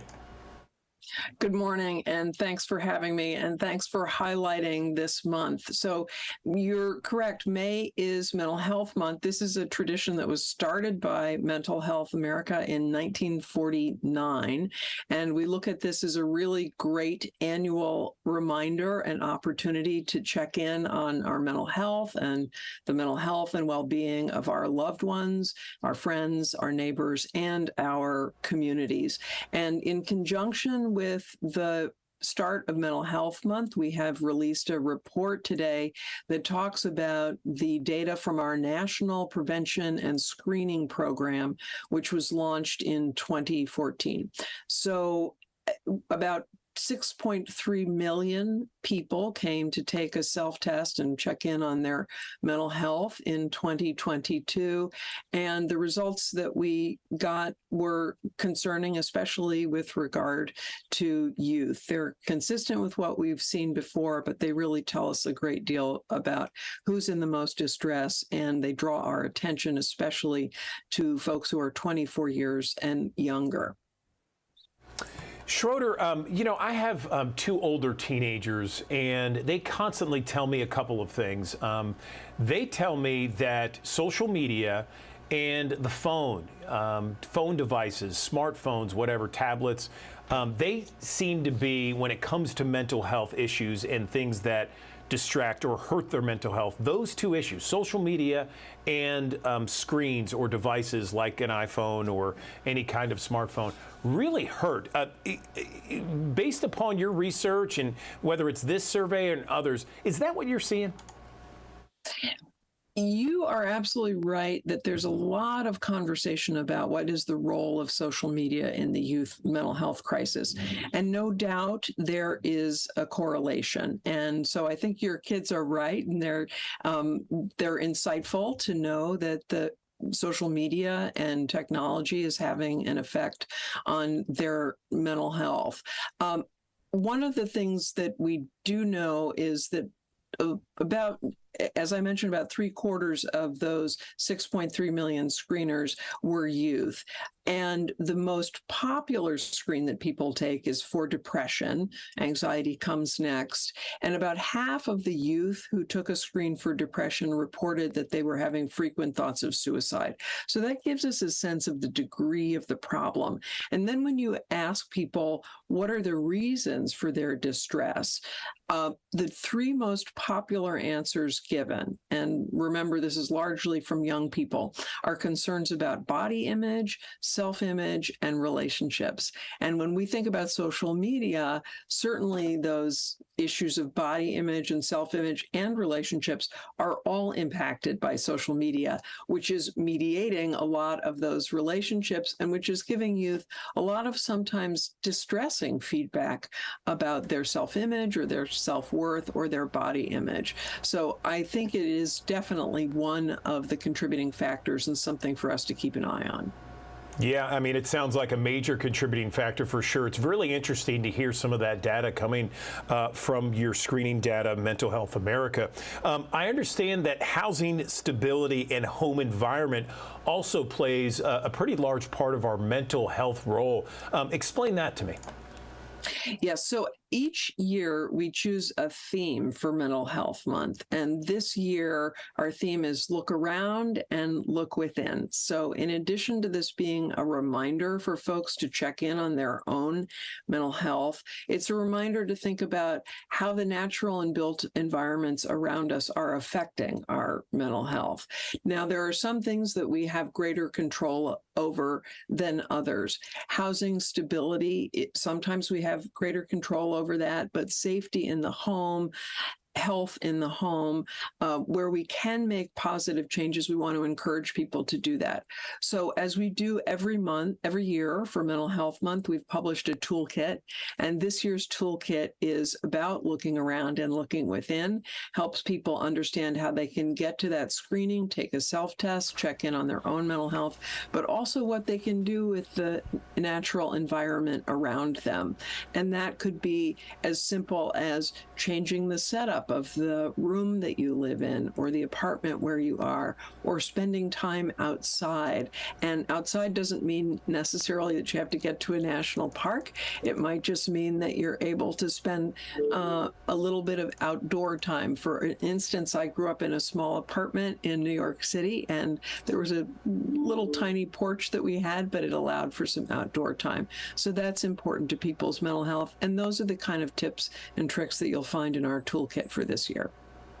You know, Schroeder, you stole my question there, because I was talking about Mother Nature with my kids, and they always love, whether it's a bike ride, going to a park. In Memphis, we have one of the largest urban parks in America. It's Shelby Farms Park. But our surrounding areas, there's tons of parks where people go and they can just walk and connect with nature and get, I guess, a clearer mind, just kind of just get away from the hustle and bustle of whether they're connected on a device or in classrooms or various settings, work, what have you. Having that Mother Nature connection can, I would think, really clear the mind a lot. Is that what you're seeing in some of your research? And what else are you seeing, ways that people can find maybe some good habits? Well, you've really put your finger on something very important. Outside time and getting outdoors is enormously important to our mental health. There's lots of research that tells us. And once again, this does not have to be a national park. Just any outdoor time is good for folks. In fact, this May, we are partnered up with LL Bean for a challenge about outdoor time, and we're hoping to get people to log 500,000 hours of time spent outdoors during May. Could be any kind of outdoors, and you can find at our website, mhanational.org, you can find more information about our LL Bean challenge to spend time outdoors. Pardon me. So that's enormously important. The other thing that I would recommend is that we have a new book out in addition to our May Mental Health Toolkit. And our book is called Where to Start. And the title really says it all. It's about how to start thinking about mental health and mental health in your own life, how to be aware of what supports you best in your own mental health, and how to attend to our well-being, as well as checking in on that of our loved ones and family members and others. You and I are on the same wavelength here, because my question now is, and I don't want to give the book away, but if there were, let's say, 3 bullet points about where people can begin, and we've already mentioned, you know, clearing your mind, going on a walk or somewhere, maybe in a park or something like that. If you were to give people maybe 3 bullet points on how to start bettering your mental health, and we have thousands of people that watch us each and every morning here, where would you start with those 3 bullet points? Well, the first, I think, and the most important is to get informed, is to get information. So just like we would about our bodily and our physical health, we need information so that we can take care of our mental health. And we need to know how we can check in on our mental health. So you can find a lot of information about mental health in general at our website, mhanational.org, or in the book. But the other thing that you can find is a link to our National Prevention and Screening Program. And that's the program where the free and anonymous platform that I mentioned before, where people can take any one of 11 validated tests, self-tests, to get more insight about how they're doing and to learn a little bit about their own mental health. So I think those are the most important things to start with. And then the last thing I would mention is to intervene or take action early. If you have signs of distress for yourself, if you're noticing changes in your mood, your appetite, your sleeping, your behavior that are concerning to you, get help early. So starting might be about taking a mental health test or screening, might also be about talking to a trusted loved one or sharing with someone, a therapist perhaps, how you're feeling, to see about getting help. So getting help early. And if you do find yourself in crisis, very important to know that we have a new resource. It's about a year old now, 988. For anyone who doesn't know about this new number, you can call or text 988 for a mental health crisis. And the goal is to have a mental health response to a mental health crisis. So that's another important resource that we like to get out during this Awareness Month. Schroeder Stribling with Mental Health Awareness, or Mental Health America, the president and CEO. Really appreciate our conversation, and I think we really helped people kind of address this issue and help them if they need help out there, and just really kind of being in the know when it comes to what to do and some of the problems. Thanks very much. Thanks so much for having me. Are you in the market for a new ride? You know, either a new car, a used car. Of course, that'll be new for you. Well, the car buying game has changed dramatically. Shoppers, a lot of times, they can go online, they can do their research, look at various buying tools to their advantage. That can lead to better deals, smarter buying decisions, higher satisfaction in the long run. So let's get some expert advice on how to navigate the car buying process. I'm joined now on the Action News 5 digital desk by Motor Trend editor Duncan Brady, who's live with us. And I can tell that you have a couple of cars there, Duncan. Good morning. Tell us about your top tips for buying a car right now. Hey, Andrew. Good morning. Thanks for having me. So if we have one tip, it's that you got to do your research. You know, you want to be the expert when you walk into that dealership. And as you mentioned, folks who use online tools like the Buyer's Guide, who become the expert, they're the ones who get better deals, who have higher long-term satisfaction.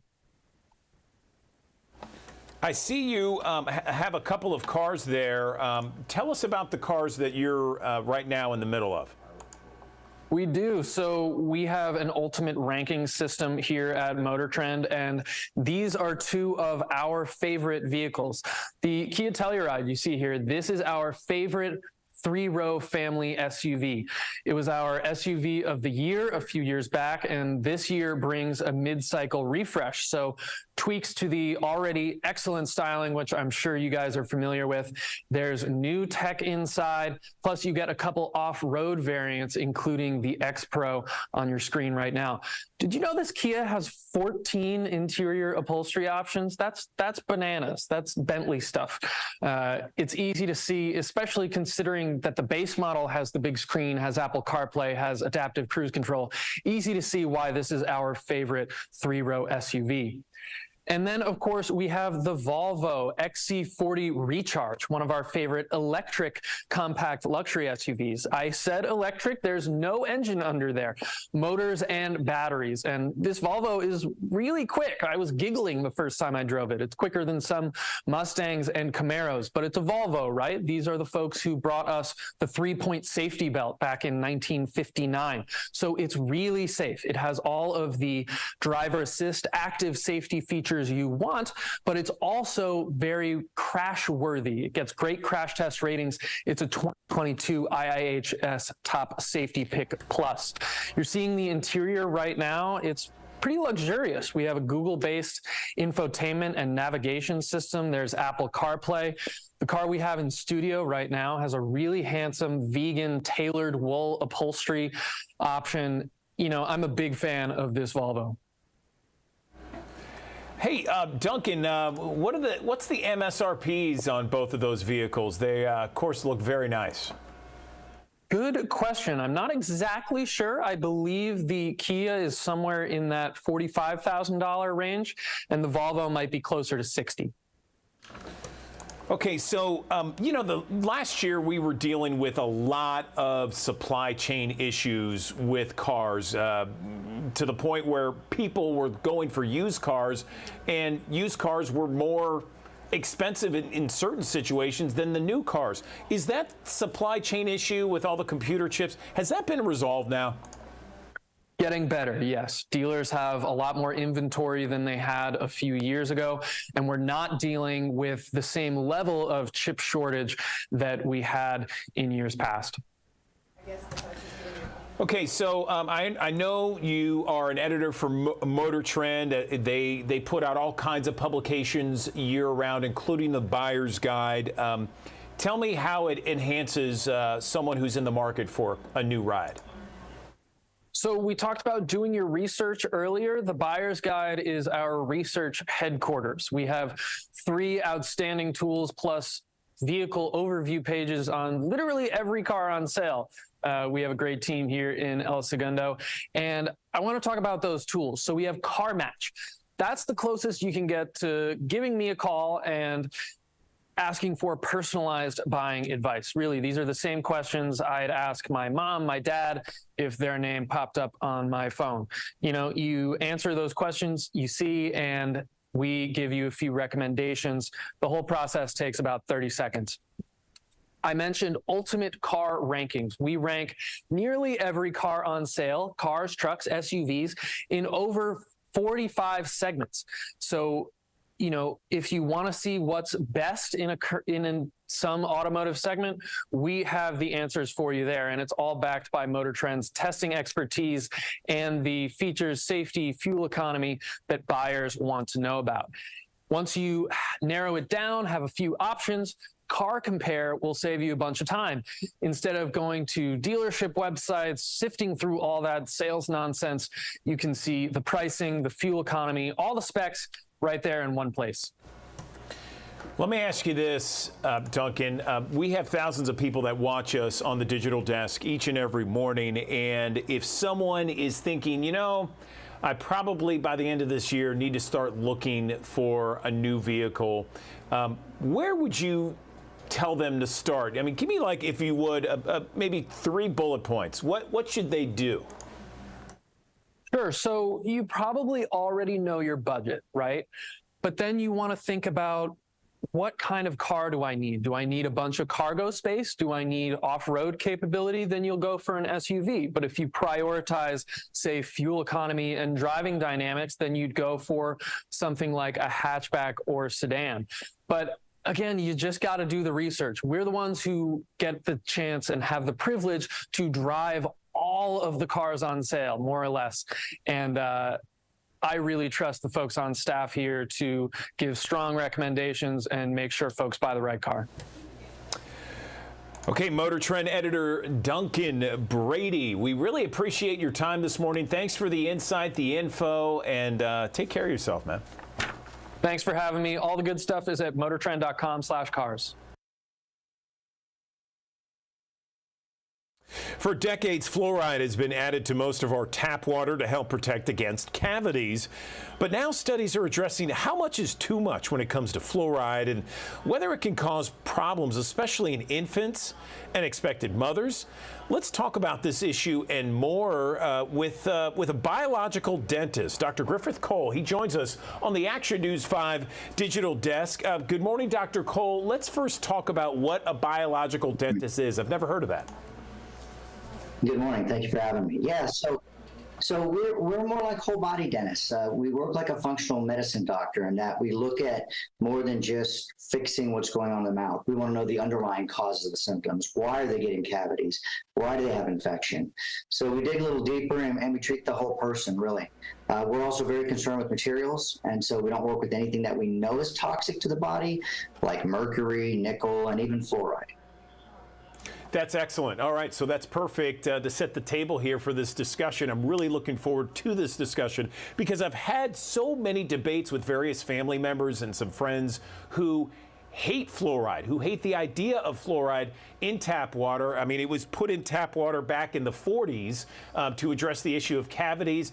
There's been a lot of studies out there that have talked about the toxicity to people's bodies with fluoride. And now there's what I'm reading is that there may be a link when it comes to IQs and infants and children.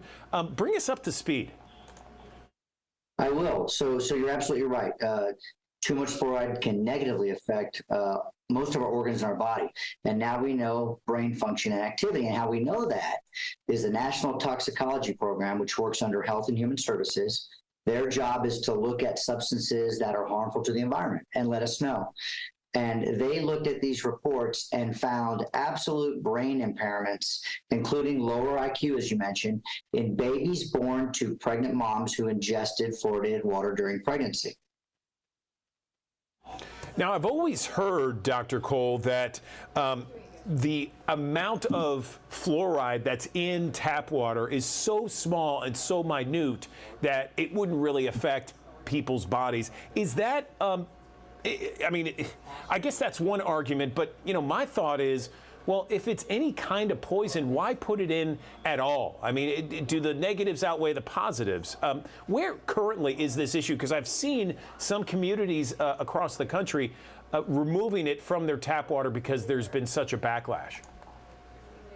Yeah, so your statements are absolutely accurate in that there are many people who are now realizing that not only is it not effective, it's not doing its intended function, but it's actually very harmful. And keep in mind, too, that fluoride, when you get fluoride in your body, when you drink it, your body can only metabolize and get rid of about half of that.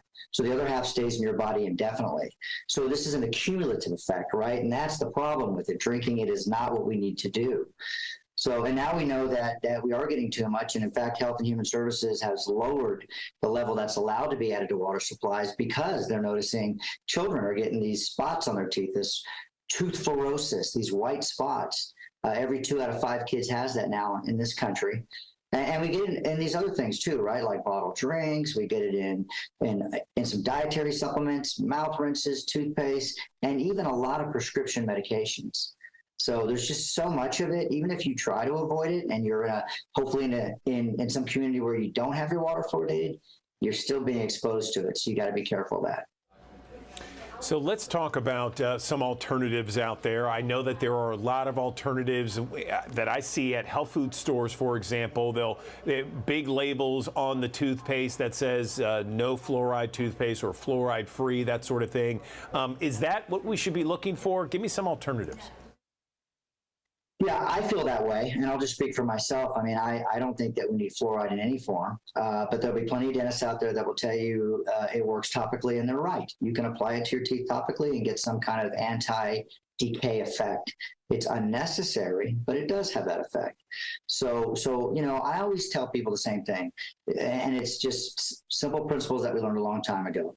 A good, sound diet, right? One that is low in sugar, but high in vegetables, especially green leafy vegetables, good fats, ample protein, right? Combine that with good home care.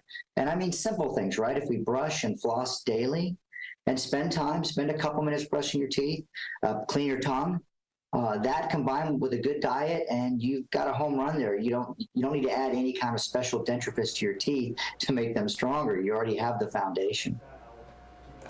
Would you recommend that all communities across the country remove fluoride from their tap water? I absolutely would, and have for 28 years now. It's unnecessary. It's never been proven to actually work, as I mentioned. And now we know that all these brain impairments, I mean, lower IQs, get this, they found when the National Toxicology Program looked at all these studies and they handpicked what they thought were well done, controlled, randomized studies, they found that there was a steep drop in IQ, up to 7 points in babies that were born to these moms who drank fluoridated water during pregnancy. That is crazy to me. It's amazing to me that it's still allowed in some of the community tap water across the country. What about when it comes to toothpaste? You know, naturally, you think of toothpaste, you think of, you know, putting it on your teeth, rinsing it, cleaning it, and then spitting it out. Would there be any harmful effects from that? So, you know, every toothpaste that has fluoride now has that little warning label. And they've had it for years where it says, you know, don't swallow more than a pea-sized amount. And the reason why is it's toxic. And if a child especially swallowed a fair amount of toothpaste, it could do some harm. So I always say you don't need to have any kind of fluoride toothpaste. You can there's so many toothpastes out there that don't have them, as you mentioned, but you can even brush your teeth with just baking soda. Baking soda and water is a really nice soft dentifrice. It'll get the plaque off your teeth, and that's really all you need. So you can save some money there. Tell me why this hasn't gotten as much coverage. I feel like you know it, I know it, but I don't feel like this is one of those huge pressing issues that many of Americans know about. You know, I think it's because it's been something that's been hammered into us our whole lives, right? Since 1945 anyway. And dentists especially. Like, I love to get into debates with these pro-fluoridationists, and I know I can win because I have all the science. But I think that when you're told that something is good for you and you're told that again and again, you just take things at face value without really looking at the science behind it. But if everybody just takes a moment and really digest what this report is about, I mean, now we're talking about babies being born with brain impairments. I think that should wake some people up. And don't let any pro-fluoridationist say to you, oh, these studies aren't any good. These are incredible studies. That's why the NTP actually handpicked, because there's over 80 studies, but they got down to 52 that they felt did the right, you know, really good scientific method. They were, you know, great methodologies. They were very well done. And that says a lot about these results. Let's talk about where people can see these studies and these various scientific data points for themselves. Can they go anywhere online? Yes, thank you for asking. So if they go to the IAOMT.org, so it's the International Academy of Oral Medicine and Toxicology. The website is IAOMT.org. They can find a biologic dentist. They can find, as you mentioned, these studies. We have a library, a loaded digital library with so much information on all topics related to oral medicine. It's a great resource. Okay, Dr. Griffith Cole, we really appreciate this conversation this morning. Thank you for joining us and illuminating us to the issues with fluoride, not only in our water, but in so many different facets of our everyday life. Thank you. Thank you. It was a pleasure to be here.